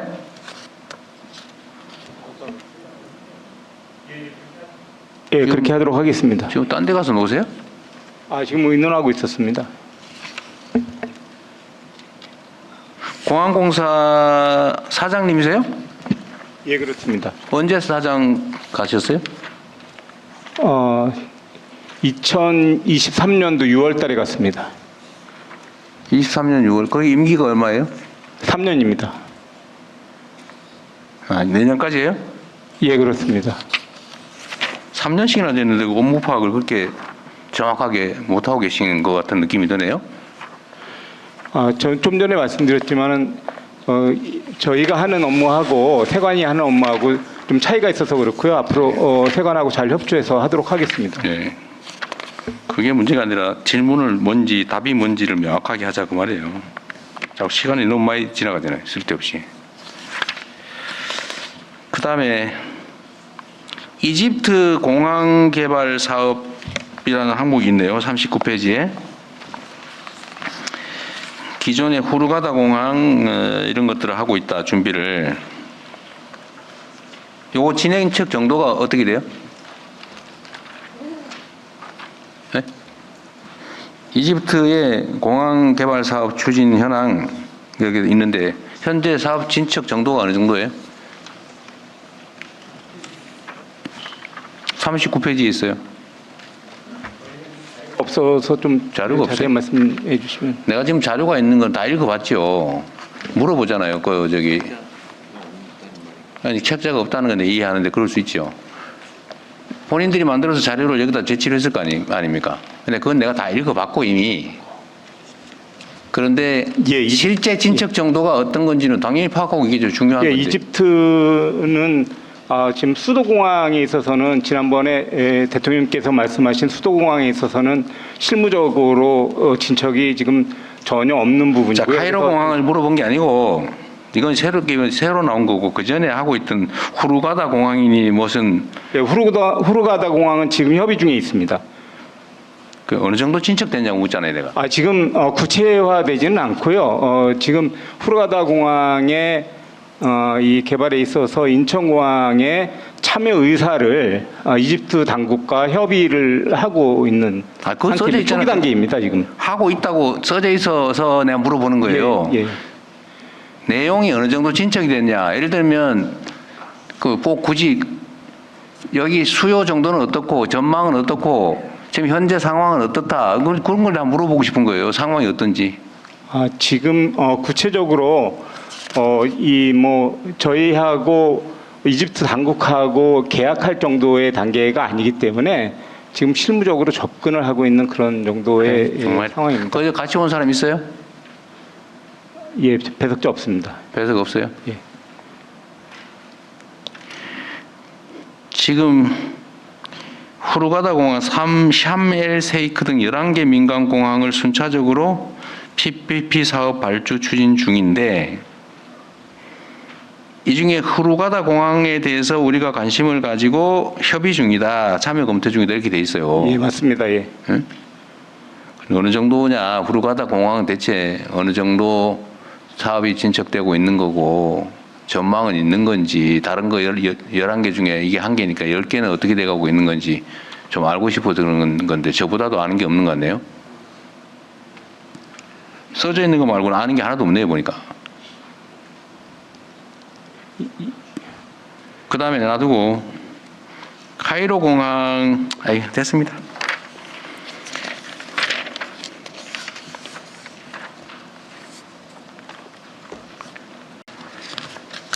그리고 제주국제자유도시개발센터 어디 센터장님이세요? 이사장 직무대행. 이사장 직무대행. 여기가 지금 고론된 상태인가 보군요. 그렇습니다.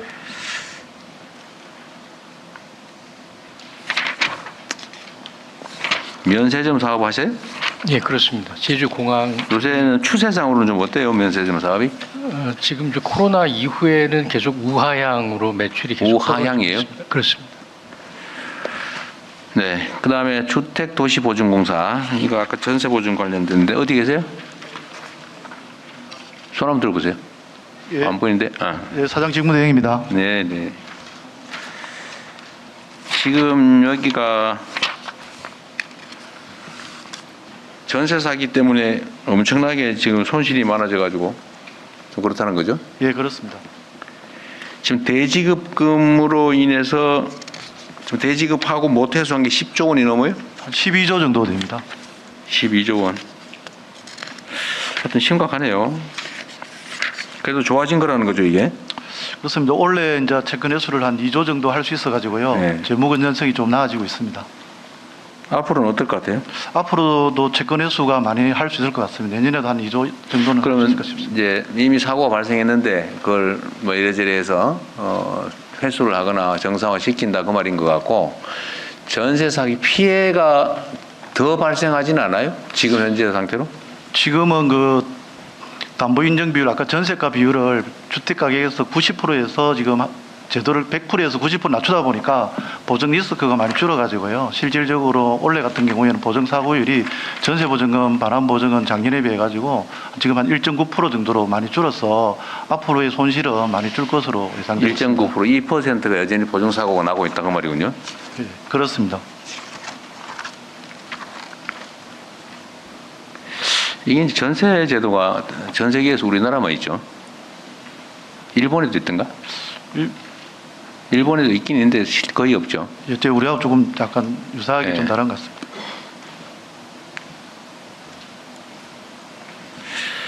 이걸 보증을 안 해줄 수도 없고 하더라도 이 전세 제도가 계속 유지될 수 있을지도 참 논란거리긴 하죠. 안 할 수도 없고. 사고 예방은 여기 소관 업무는 아닌 것 같기도 하고. 혹은 그냥 보증해주고 해소하고 그게 다인 거죠? 네, 그렇습니다. 저희들도 이제 보증할 때 보증사고 위험을 갖다 줄이기 위해 가지고 그 담보 인정 비율이라든지 이런 부분들을 좀 잘 관리해서 네. 사고율을 줄일 수 있도록 하겠습니다. 보증을 할 때 좀 점검을 좀 더 철저히 하든지 하긴 해야 되겠네요. 예, 그렇게 하겠습니다. 네. 한국부동산원 어디 계신가요? 네. 원장이세요? 부원장? 원장입니다. 아, 원장이시고요. 네. 네. 여기는 이거 언제 생겼어요?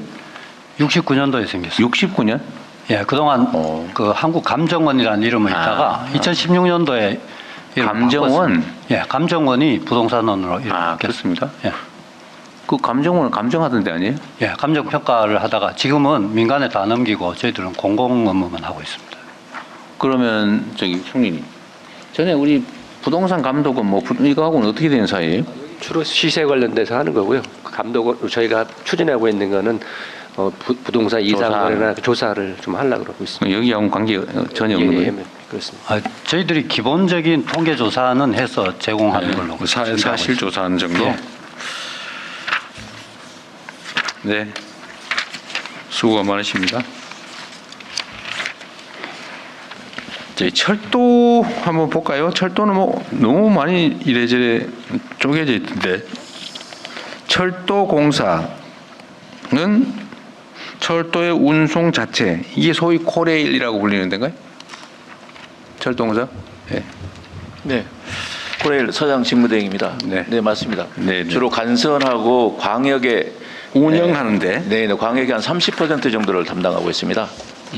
지금 종사자는 3만 명이고, 네네. 여기는 저기 차량 발주하는 데는 아니에요? 차량 발주하는 데 맞습니다. 여기도 지금 차량을 저기 배차라 그래요? 배차를 못 해가지고 지금 표가 부족하다고 난리죠. 네, 그렇습니다. 그 차량 공급을 못 받고 있는 거예요?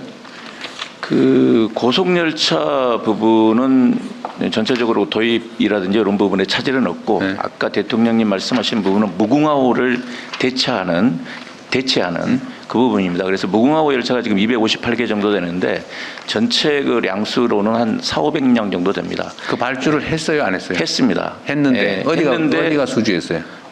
네, 다원시스라는 업체가 수주를 했는데 지금 2년 정도 늦어지고 있고 3년 정도 늦어지고 있고 그렇습니다. 그래서 아까 그 116량 3차 발주분에 대해서는 성금을 지급을 저희가 지금 보류하고 있습니다. 그 발주를 취소하고 다른 데다 맡겨야 되는 거 아니에요? 그렇습니다. 그래서 아니 뭐 수백 량을 지금 이미 지시하고 있는데 거기다가 또 발주를 하면 어떡해요? 네, 그래서 지금 실사를 엄격하게 해서 그 조치를 좀 취할 예정으로 하고 있습니다. 다른 데는 철도 차량 제작 능력이 안 되나요? 하여튼 저가 발주 조건에 맞춰서 제일 싸게 하니 거기에 발주될 수밖에 없는 그런 상황이죠. 네, 그렇습니다. 그 고쳐야 신도차 중에서도 기술력이라든지 이런 부분이 먼저 신기술이 수반되는 속도가 370km로 만든다든지 이런 거는 협상에 의한 계약인데 이미 양산된 차량에 대해서는 저가 발주 형태로 하고 있습니다. 어쨌든 지금 철도 표를 못 껴서 난리인데 이걸 몇 년씩이나 방치해놓고 이렇게 있다는 게 사실은 정말 국가가 무능해 보이지 않아요? 예, 그 차량 부족 부분에 대해서는 지금 일단 그 SR하고 일단 통합을 하게 되면 한 6% 정도는 차량 운영 효율을 높여서 열차 운행 빈도수는 똑같더라도 열차를 길게 만들어서 운행을 할 수 있을 것 같습니다. 그러게요. 근데 어쨌든 앞으로도 지금 이게 몇 년 사이에는 쉽게 해결되지 못할 일인 것 같네요. 네, 맞습니다. 지금 새로 발주하더라도 그 열차를 만들어서 납품받는데 얼마나 걸려요? KTX 같은 경우에는 한 5년이고 그다음에 또 일반 속도를 열차는? 높일 경우에는 7년 정도 걸립니다. 일반 같은 경우에는 3년에서 3년 반 정도 됩니다. 참 어처구니 없네요. 이게 몇 년 동안 이러고 싶다는 게 이게 말이 됩니까 이게? 어쨌든 최선을 다해 보십시오. 또 네, 잘 관리하도록 새로 하겠습니다. 계약을 하든지 어떻게 해야지. 내가 보기엔 다운시스인지 뭐 거기다 맡겨놓으면 7년이 아니라 영영 안 올 것 같은데요? 잘 관리하도록 하겠습니다. 토지주택공사 LH 예, 이상욱 부사장. 어디 계세요? 예, 여기 있습니다. 사장님이세요? 부사장입니다. 사장 뽑는 중이죠? 예, 그 LH한테 하나 물어보고 싶은데 예, 사장 뽑는 절차 진행 중이죠? 예, 그렇습니다. 외부에서는 인력이 훌륭한 사람이 없어서 내부 사람 중에서 사장 뽑기로 했습니까? 그 부분은 뭐 그 공모 절차에 대해서는 경영진이 전혀 개입하지 않는 부분이라서 예. 경영진이 인사추천위원회에 뽑은 거 아니에요? 아닙니다. 그거는 임원추천위원회라고 그 비상임 이사, 사회이사들하고 외부 위원들이 하도록 돼 있고 사장 경영진은 경영진 전혀 하는 거 아니에요? 예. 상임 이사들은 관여하지 못하도록 그렇게 돼 있습니다. 자, 그다음에 LH는 지금 현재 제일 크게 지금 문제되는 게 지금 택지 개발 사업이죠. 그렇습니다. 택지 개발 사업. 택지 개발 사업들이 상당히 많이 지연되고 있는데 당초 계획보다. 예. 주된 이유가 뭐예요? 예, 이게 그 상당히 그 공공 택지 지구 지정을 일시에 좀 부족할 때 많이 몰아서 했습니다. 예, 부동산 정책은 제일 중요한 게 꾸준하게 안정적으로 지속적으로 공급해 주는 게 중요하고 또 준공 위주로 가는 게 중요한데 이게 한목에 많이 발표가 되다 보니까 이게 보상비의 한계 이런 것 때문에 좀 지연되는 부분들이 있습니다. 그럼 인력 부족이다 그 말인가요? 인력 부족도 있습니다만은 재무 부분도 분명히 유동성 문제도 있습니다. 그래요? 예. 근데 지금 뭐 공급 부족 이런 얘기가 나오는데 기본적으로 택지 공급 또는 주택 공급은 LH가 감당을 해줘야 되잖아요. 그렇습니다. 예. 차질 없이 물론 뭐 하도록 하겠습니다. 예. 재개발, 재건축, 재정비야 민간에서 한다고 쳐도 그죠? 예, 그 부분도 저희들이 LH가 일부 하는 데가 일정 부분 많이 하고 있겠죠. 있습니다. 예. 저기 국토부에서 근데 일단 LH 내부에서 인력 재배치를 하든지 이게 제일 급선무이니까요. 네. 그거는 인력 재배치를 하든지 해보고 안 되면 다른 수를 내든지 저 업무가 많이 밀려가지고 지금 늦어진다는 건데 저거는 좀 네, 그러니까 현재 인력 재배치는 100명 규모로 일단 부족했고요. 다만 인력 재배치로는 부족한 점이 있어서 인력을 충원해야 될 필요성이 있다고 생각하고 있습니다. 근데 그것도 지금 당장 급하다고 인력을 막 뽑아놓으면 나중에 어떻게 감당합니까? 그렇죠. 이제 그 문제에 대한 속도는 조절할 필요가 있다고 생각합니다. 기간제로 뽑든지 하시죠 그럼. 예. 그러니까 당면에서 어떤 집중해야 될 부분에 대해서 인력 배치가 필요한 거죠. 기간제로 뽑든지 해서 아니면 특정 업무와 관련해서 그 업무 끝날 때까지로 뭐 인력을 뽑든지 해도 되잖아요. 보수는 좀 더 주고. 예. 좀 구체적인 세부안을 잡아보겠습니다. 어쨌든 인력 부족으로 일이 안 된다고 하는 것은 문제가 있습니다. 있어 보여요. 매우 중요한 상황이니까요. 아까 저기 LH는 그 얘기 제가 들었죠. 자산을 분리해가지고 부채 비율을 낮추면 저기 금융 조달이 지금보다는 좀 더 원활하겠죠. 예, 그것도 좀 한번 검토해 체계적으로 보겠습니다. 검토를 하십시오.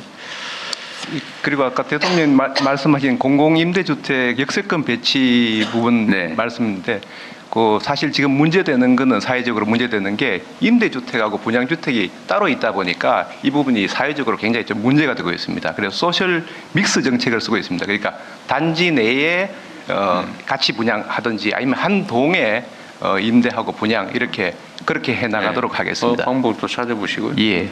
그게 옆집은 임대, 여기는 분양 그러면 아마 그것도 문제일 가능성도 있어요. 그런데 서로 모르게 이렇게 동 단위로 해야 되니까 모르게 잘 안 될 것 같아요. 저도 그 상상을 해봤는데 모르게 안 될 것 같아요. 하여튼 그건 연구해 보시고요. 예. LH 전에 그 직접 시공한 건지 아닌지 모르겠는데 무슨 그 부실 시공해가지고 시끄러웠었잖아요. 금단에 있었습니다. 예. 뭐였더라? 인천 금단 A13블록 무량판 문제가 있었습니다. 네네. 예. 그거는 LH가 직접 시공했어요? 아닙니다.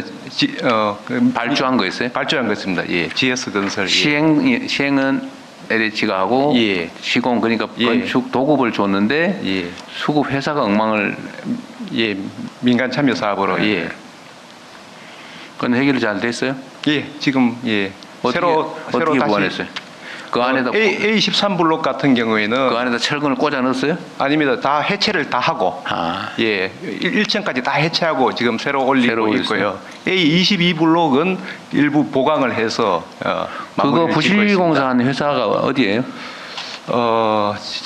GS건설하고 동부건설. GS하고 동부건설이 꽤 유명한 건설회사인데 그런 부실공사를 했단 말이죠.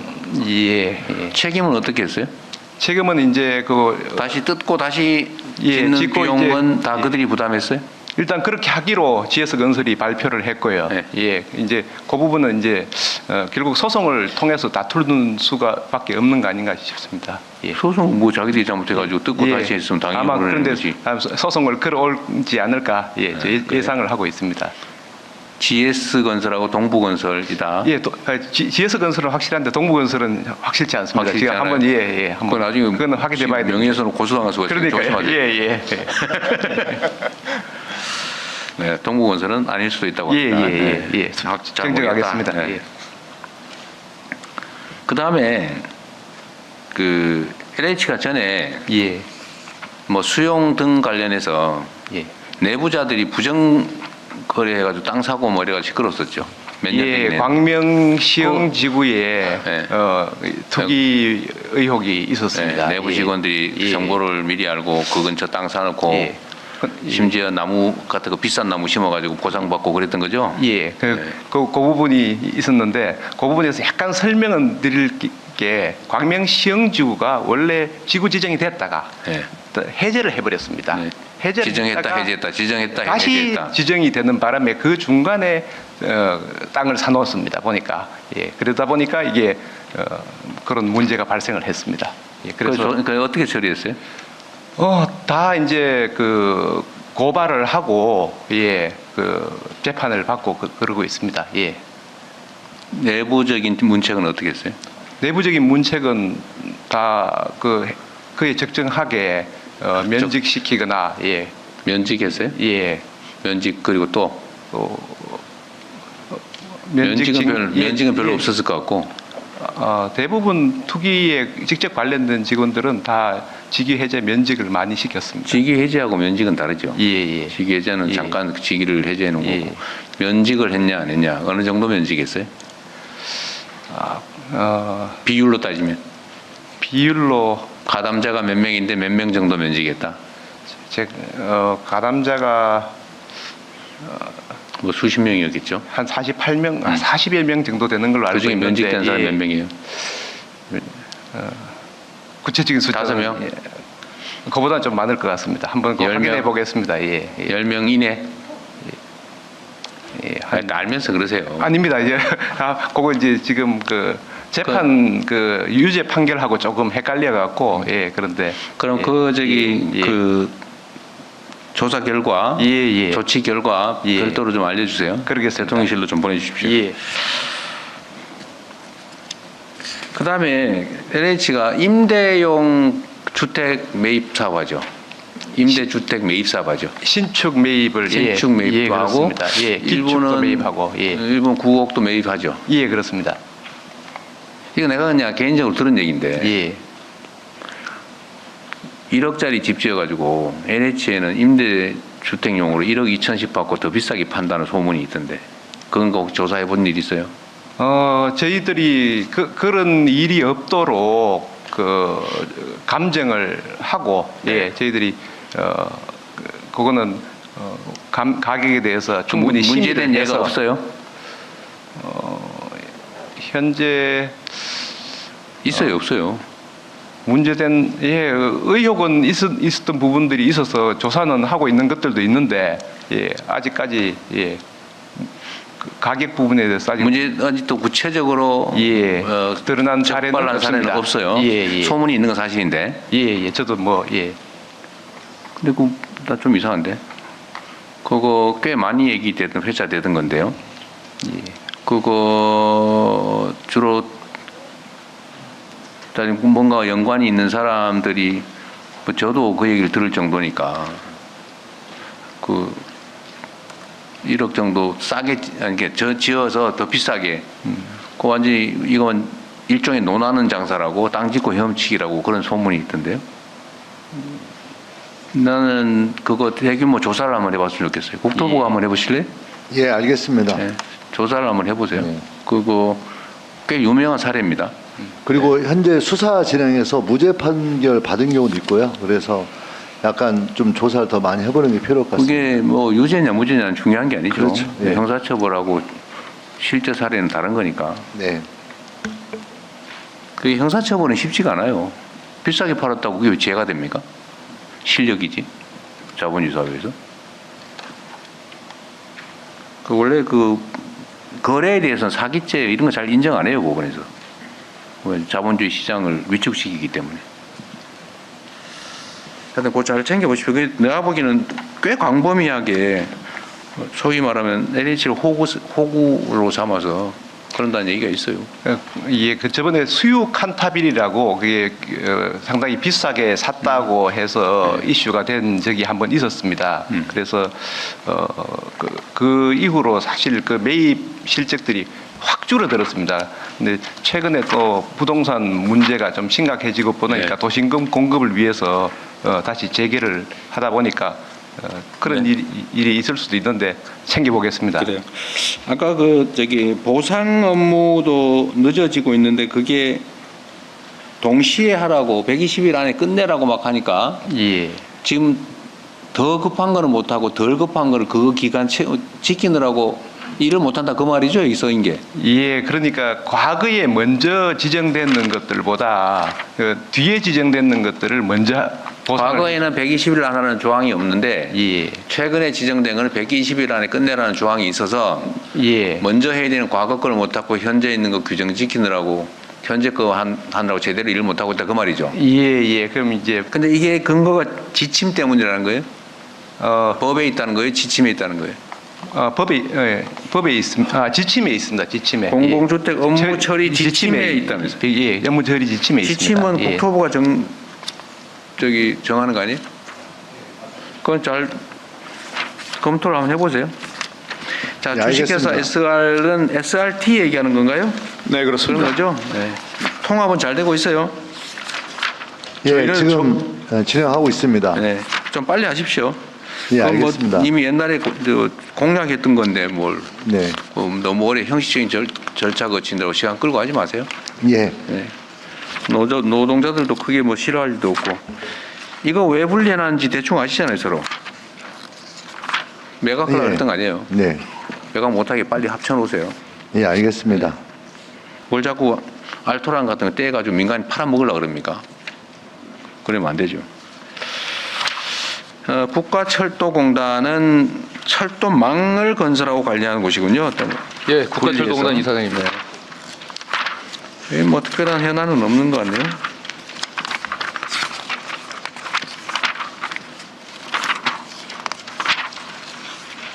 하여튼 이권과 돈이 걸리면 이게 부모 자식도 없더라고요. 그거 조심해야 됩니다. 주의해서. 국토안전관리원? 국토안전관리원은 원장님이세요? 예, 김일환 원장입니다.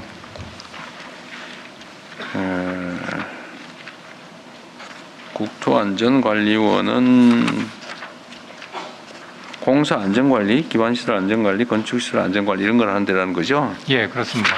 직원이 973명이나 되고 일이 많나 봐요.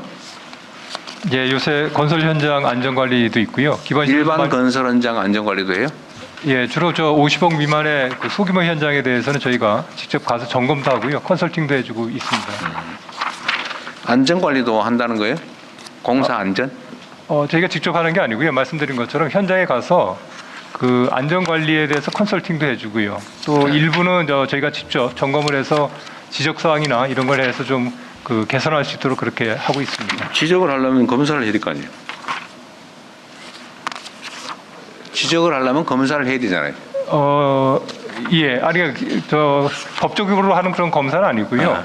그냥 혹시 우연히 알게 되는 게 있으면 그런 거예요? 아니요, 저희가 이제 현장에 보통 한 일주일 전에 아까 말씀드린 것처럼 주로 그 50억 원 미만의 소규모 현장이 안전이 상당히 좀 그 취약하다고 생각을 해서요. 아니, 제가 알고 싶은 건 업무 범위가 어디가 싶어서 그런 건데 현장의 안전 관리도 관여하시냐? 예, 그렇습니다. 그러면은 저기 건설 현장의 안전 관리 예. 또 사실 관여하시는 것 같은데 이거 노동부하고 협업하기도 합니까? 예. 산업안전공단하고요. 같이 협업. 그냥 궁금해서 물어본 거예요. 예. 네. 자, 한국교통안전공단. 예, 이사장 정용숙입니다. 어디 계세요? 이쪽에 있습니다. 아, 예. 이거는 꽤 오래된 기관인 것 같은데. 예, 81년도부터 임무를 수행하고 있습니다. 자동차 검사하고 이런 데군요. 예, 검사 쪽에 한 600여 명이 인원이 있고요.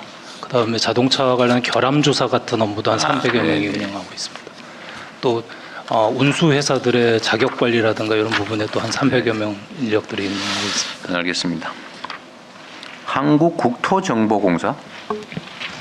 네. 이거 옛날에 그 지적공사 아니에요? 네, 그렇습니다. 아, 그 이름 바꾼 거예요? 네, 2015년에 바꿨습니다. 네. 요즘 지적 측량 오차가 어느 정도예요? 요새는 많이 GPS를 사용하고 하기 때문에 많이 줄었습니다. 15cm. 15cm까지. 예. 옛날에 보니까 막 오차가 50cm, 1m 이래가지고 네 땅이나 내 땅이나 소송을 하는데 이 사람이 하면 내 땅이고 저 사람이 하면 네 땅이고 그러던데. 예. 어제는 안 그런가 보죠? 이제 많이 줄었어요? 줄었고요. 저희가 이제 오차가 발생하는 이유가 뭐예요? 그건 기준점이 달라서 그렇다고. 그런 것도 있고 예전에 이제 일제 시대 때 측량을 해놓다 보니까 원래 원판이 좀 잘못된 그런 부분도 있고요. 여러 가지 요인이 있습니다. 기술자들의 이제 측량 오류 문제도 있고. 그 측량의 지적 경계 측량의 제일 핵심적인 근거는 뭐예요? 옛날 일제 시대 때 조사한 지적도입니까? 그렇습니다. 그거하고 이제 또 저희가 기준점 이렇게 해서 이제 그걸 다 보정해 나오고 있습니다. 하여튼 제일 중요한 건 일제 토지 사정 할 때 그려놓은 지적도군요. 예, 그렇습니다. 지적도를 연필로 그렸을 텐데. 예, 그렇습니다. 연필 굵기 두께 있잖아요. 예. 이 두께가 자자하면 예, 그리고 뭐 또 크잖아요, 그죠? 예, 그런 문제도 있고 또 6.25 전쟁 때 또 이전하면서 뭐 분실하기도 하고 여러 가지도 예. 이유가 있습니다. 예. 자, 건설기술교육원. 건설 기술을 교육하는 곳인가 보죠? 예, 저기 그 재직자 건설 기술인과 건설 기능 인력에 대해서 교육을 시키고 있습니다. 네. 여기 예산은 어디서 와요? 국가 예산은 아니고 저희가 자체 수입 예산으로 운영하고 있습니다. 자체 수입 예산이요? 네네. 연간 240억이 드는데 자체 수입이 전체 다 자체 수입입니다. 어떻게 그런 수입이 생기죠? 교육비를 받아요? 예, 그렇습니다. 이런 교육비를 이렇게 많이 내고 하는 데가 있어요? 약간 훌륭하다는 생각이 들면서도 이게 가능할까 하는 생각이 갑자기 드는데요? 대부분 일주일 교육 받는데 한 20만 원 정도 이렇게 내는 부분이 한 10년 정도 동결 상태로 계속 운영되고 있습니다. 어디 계세요? 예. 그게 손실이 안 나고. 예, 그 건설 기술자 부분은 손실은 없습니다. 다만 건설 기능 인력 같은 경우는 저희가 재료라든지 그 시험 대비해서 많이 투입하고 있기 때문에 연간 한 5억 정도 적자는 있습니다. 5억 정도. 그래도 대단하십니다. 교육 시설은 어디 있어요? 본원은 인천에 있고 주로 수도권에서 저희가 영업을 하기 때문에 강남에 분원이 따로 있습니다. 수요자가 누구예요? 수요자는 말씀드린 것처럼 건설 기술자는 현직, 건설 기사, 기술사 이런 부분이고 전체적으로 105만 명이 이루고 있습니다. 제가 전혀 알지 못하는 그런 시장이 있군요. 공간정보품질관리원 이거는 측량하는데요, 여기도? 네, 공간정보품질관리원장입니다. 측량 성과를 심사하는 기관입니다. 측량 성과를 심사해요? 아까 측량하던 그 기관에서 하면 안 되는 거예요?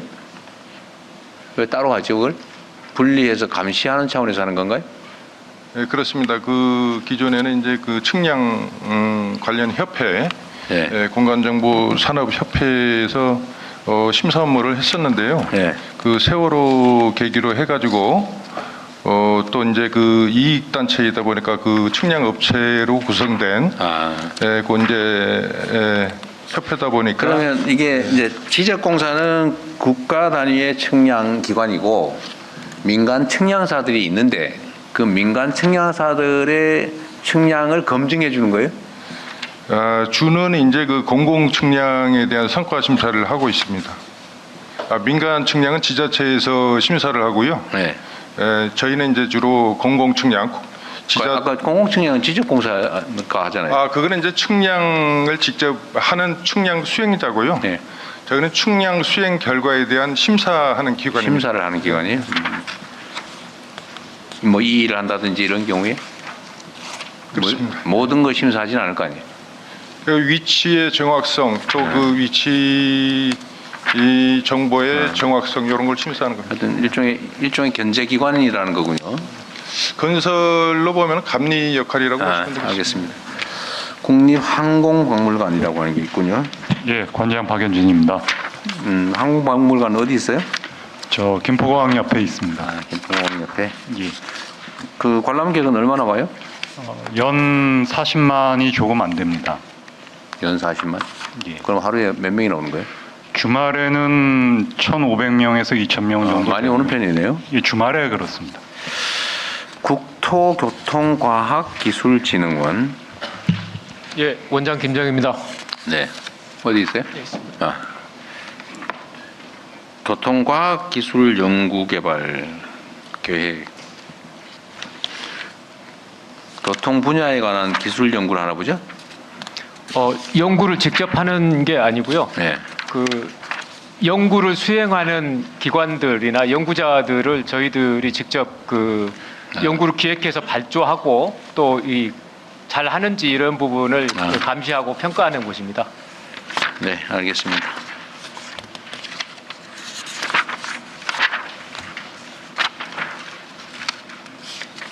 국토부가 많아요. 자, 새만금공사 이거 아까 했던 거하고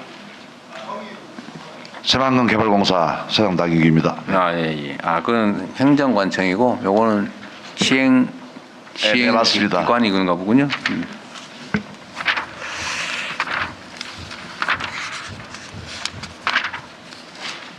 자동차 손해배상진흥원? 예. 그 자동차 손해배상진흥원장 하대성입니다. 이거 언제 생겼어요? 18년 9월에 생겨서 한 7년 됐습니다. 우리 원장님은? 저는 한 7개월 됐습니다. 원래 어디 하시다가? 국토부에서 근무하다가. 예. 주로 하는 일이 자동차 사고 피해자 지원? 예. 공제 사업자의 업무 재산 상황 검사? 예. 자동차 손해배상 및 보상 정책 연구? 예. 피해자 지원 관리 운영? 위탁 업무? 하여튼 그런 걸 하고 있다는 거군요. 언제 생겼다고요? 7년 전에 생겼습니다. 7년 전에? 네. 알겠습니다. 대한건설기계안전관리원. 안전관리 법정검사 대행 뭐 이런 걸 하는 거군요. 어디 원장님? 예, 원장 한동민. 아 예. 그 다음에 주택관리공단 이거는 LH의 주택관리소 업무를 위탁받은 예 맞습니다. 것인가 봐요? 사장 방승민입니다. 어디 계세요? 주택관리공단은 LH의 자회사고요. 아 자회사로? 대부분의 사업이 LH의 영구임대주택이나 임대주택 관리 업무 관리하는 업무를 하고 있습니다. 직원이 2,559명이나 되시네. 예. 옛날에 주공 업무 중에 일부를 맡고 있는 거네요. 예 맞습니다. 주공으로부터 분사했습니다. 네. 아 주공일 때도 있던 회사예요? 예. 주공에서 분리가 됐습니다. 그러니까 주공일 때 분리된 거예요? 예 그렇습니다. 이미 아주 오래됐군요. 예. 항공안전기술원? 네 여기 있습니다. 여기 아 예. 아 이거 하도 많아가지고. 항공안전기술원은 항공안전 관련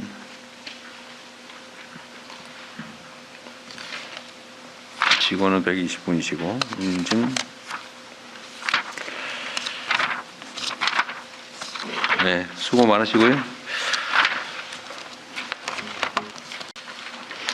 한국해외인프라도시개발지원공사 사장 김묵헌입니다. 네. 해외 인프라 도시 개발 지원공사는 그냥 핵심적으로 얘기한다면 뭘까요? 무슨 일을 하는 걸까요? 한국 기업, 공기업, 우리 기업들이 해외 도시개발, 도로, 항만, 철도, 플랜트, PPP 사업 진출할 때 저희가 돈으로 지원해주는 기능하고 있습니다. 돈으로? 지분을 투자하거나 펀드를 넣어주는 기능을 하고 있습니다. 재정 보완을 해준다. 금융 보완을. 네. 그럼 재원을 가지고 있는 게 있어요? 재원 초기 납부 재원 현금 580억 플러스 저희 사채 발행해서 재원 조달하고 있습니다. 얼마나 가지고 있어요? 사채는 자본금은 6천억이고요. 사채는 매년 한 2, 3천억씩 발행하고 있습니다. 약 1조 원 정도의 유동성을 가지고 있는 거예요? 그렇지 않고요. 자본금은 다 유동성이 없고요. 유동성 있는 거는 사채 발행해서 자동으로 확보하고 있습니다. 그 한도가 있겠죠? 투자 한도 말씀하시면 사채 발행 한도? 사채 발행 한도 없습니다. 없어요? 자본금이 6천억이기 때문에요. 예, 사채는 현재 공기업 평균이 한 150% 정도까지 가니까요. 1조 넘게 할 수 있는데 필요한 만큼만 발행해서 경비를 최소화하고 있습니다. 한국투자공사와는 뭐 어떤 관계예요? 한국투자공사는 국庫펀드 관리하는 걸로 알고 있고요. 저희는 위험 자산에 대한 아까 말씀드린 인프라, PPP이기 때문에 굉장히 위험한 자산에 지분 참여를 하고 있습니다. 그래서 우리 기업 진출 지원하고 있습니다. 그 수지 정도는 어땠어요? 저희 수지는 지금은 안 좋습니다. 7년 됐기 때문에 지금은 계속 마이너스인데 자산 평가는 해보면 한 300억에서 600억 정도 영업이익 그다음에 당기순이익 나는데요. 평가이익이고요. 나중에 실제로 돈이 들어오는 거는 20년 지분 투자이기 때문에 20년 후에 돈이 들어오기 때문에 현재로서는 자금 수지는 계속 안 좋아질 가능성이 굉장히 높습니다. 여기에 대한 운영 감독은 어디서 해요? 국토부가 저희 감독 기관입니다. 감독 기관이? 투자 상황에 대한 점검을 가장 최근에 한 게 언제예요? 매주. 아니 그거야. 기관 자체는 당연히 뭐 일상적으로 할 거고 상급 기관 또는 감독 기관으로부터 이걸 점검을 한번 받아본 마지막이 언제예요? 직접 투자는 저희 자체적으로 하고 있고요. 그거는 항상 할 때 사전 협의해서 국토부와 사전 협의해서 진행하고 있습니다. 그러니까 그 사후 점검은 한 번도 받은 일이 없는 거군요. 자체 투자에 대한 사후 점검은 없습니다. 국토부에서 한번 점검해 보시는 게 어때요? 예, 점검을 해보겠습니다. 안정성이나 주익성이나 어쨌든 감독 기관으로서 최소 역할을 7년 동안 한 번도 안 했다는 건 약간 문제가 있어 보이네요. 예. 네, 대통령님, 지금 현재 그 해외 수주 활동에서 도급 방식에서 어떤 투자 방식으로 바뀌어야 한다고 생각하고 있거든요. 그랬을 때 해외 인프라 이 투자를 일정하게 이 카인드에서 주도적으로 할 수 있도록 좀 고민을 더 적극적으로 해봤으면 좋겠다는. 뭐 그 점검을 해보시고 괜찮으면 계속 하는 거고. 네. 오히려 지원을 확대하는 방향으로 문제가 있는지 없는지를 점검을 한번 해보고 한번 두들겨 보고 가야 되지 않냐는 생각이 들어서 그런 거예요. 네네. 코레일 관광 개발은 이거는 코레일을 뭐 이것저것 많이 쪼개서 하고 있는 일들이죠. 이거는 어떤 영역이죠, 코레일? 어디 계세요? 코레일 관광 개발? 코레일 관광 개발 관광 개발 자회사의 사장들은 참석을 대상이 아니어서 참석을 안 했습니다. 관광 개발 여기가 쪽은 1,300명이나 되는데 이게 철도를 통한 관광 여행 상품 이게 승무원 관리하는 자회사 아니에요 혹시? 맞습니다. 예, 그 SRT 쪽에도 파견을 하고 있고요. 저희 쪽에도 하고 있고 그다음에 SRT의 승무 인력도 이 회사 소속이다. 파견 근로하고 있는 거예요. 쉽게 말하면? 맞습니다. 교육이라든지 이런 부분들은 다 동일하게 받고 있습니다. 승무원들을 별도 회사를 만들어 놓은 거다. 예, 그다음에 여행 상품을 통해서 그 여행 사업도 하고 있습니다. 그러니까 주된 사업은 승무원 관리겠죠. 네. 그다음에 코레일 네트워크스는 이것도 1,600명이나 되는데 1,500명이나 되는데 철도역에 있는 주차장 운영 개발, 주요 KTX역 승차권 발매, 그 역사 관리 업무도 맞습니다. 일종의 분리해서 자회사를 만들어놨군요. 맞습니다. 주차장 관리 뭐 이런 부분들을 하고 있습니다. 주차장 역사. 네네. 네, 코레일 네트워크스고 그거는.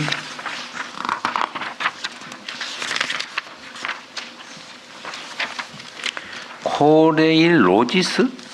이거는 코레일의 그 물류 쪽에 물류, 예, 그 하역이라든지 그다음에 셔틀 이런 부분들을 담당하고 있습니다. 물건 수송 분야?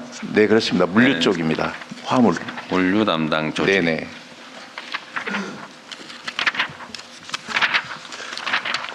이거 언제쯤 생긴 걸까요? 코레일 로지스는 철도공사가 2004년도에 출범을 하면서 로지스가 20년 정도 됐습니다. 물류 부분을 분리했다. 승무 부분을 분리한 건 언제쯤이에요? 승무원들을 별도 회사로 만든 거. 그쪽도 그 KTX가 생기면서 2004년도에 한 20년 됐군요. 벌써. 네, 그렇습니다. 코레일 유통도 있어요.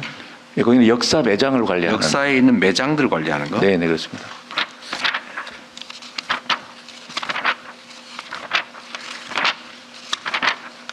코레일 테크. 이거는 코레일 차량 테크는 정비. 예, 차량의 유지보수도 있고 그 역사에 그 청소하시는 분들 이런 분들입니다. 이것도 5,000명이나 되네요. 자, 그다음에 코레일 테크. 철도 분야를 이렇게 분야로 다 쪼개서 자회사 형태 또 어쨌든 별도 법인으로 만든 거는 나름 경영 합리화 조치라고 말할 것 같은데. 네네네. 이걸 이렇게 많이 쪼개 놓는 게 효율적이라는 건 검증됐나요? 꽤 오래됐으니까. 사실은 여기 이게 무슨 경쟁 요소가 있는 것도 아닌 것 같고 그냥 분리해 놓는데 관리 비용만 더 늘어나는 거 아닌가요? 혹시 그런 점검은 해봤나요? 그런 부분에 대해서는 이제 이 부분은 그 우리 계열사 5개로 되어 있는 부분은 수직적으로 이렇게 그 필요한 부분들로 이렇게 하는 부분들이고 SRT 같은 경우에는 수평적으로 이렇게 이제 분리가 되다 보니까 다른 제가 얘기하는 주로는 뭐 저기 주차장 따로 거기 있는 매점 따로 거기 타고 다니는 승무원 따로 수 유지 보수하는 것 따로 막 다 쪼개가지고 회사를 만들어놨는데 이 국가 공기업이 이런 식으로 쪼개 놓는 게 과연 경영 효율성을 올리기 위한 거냐? 오히려 비효율적이지 않나요? 뭐 사장도 많고. 그런 거 점검을 아직 안 해본 거죠? 네네, 그런 부분들에 대해서는 어떤 그 SRT 부분에 대해서는 수평적으로 분리하는 부분에 SRT는 대해서는 그거는 예. 매각하기위해서 분리해놨던 게 명백해서 그건 합치는 게 맞는 것 같고 네. 나머지 분야는 이게 이렇게 뭐 쪼개는 게 맞는지는 좀 잘 모르겠어요. 이게 결국 매각을 위한 조치가 아니었나 싶은 생각이 좀 드는데 민영화를 위한. 대통령님, 네. 좀 철도 문제는 좀 그런 전체적인 구조 문제에 대해서 저는 검토할 시기가 되었다고 생각합니다. 그래서 그럼 한번 점검을 한번 해보실래요? 철도공단, 코레일 그런 자회사 전체적으로 점검을 하는 게 필요하다고 생각합니다. 그러게요. 한번 너무 많이 갈갈이 쪼개놓는 게 아닌가 하는 생각이 좀 들어서요. 한번 그러면 그 평가를 한번 해보는 것도 괜찮지 않을까 싶네요. 예. 이렇게 하는 게 과연 적절한지. 예, 알겠습니다. 하여튼 좀 이상해. 결국 민영화를 가기 위한 이게 전제 아니었나 싶은 생각이 자꾸 들어서요.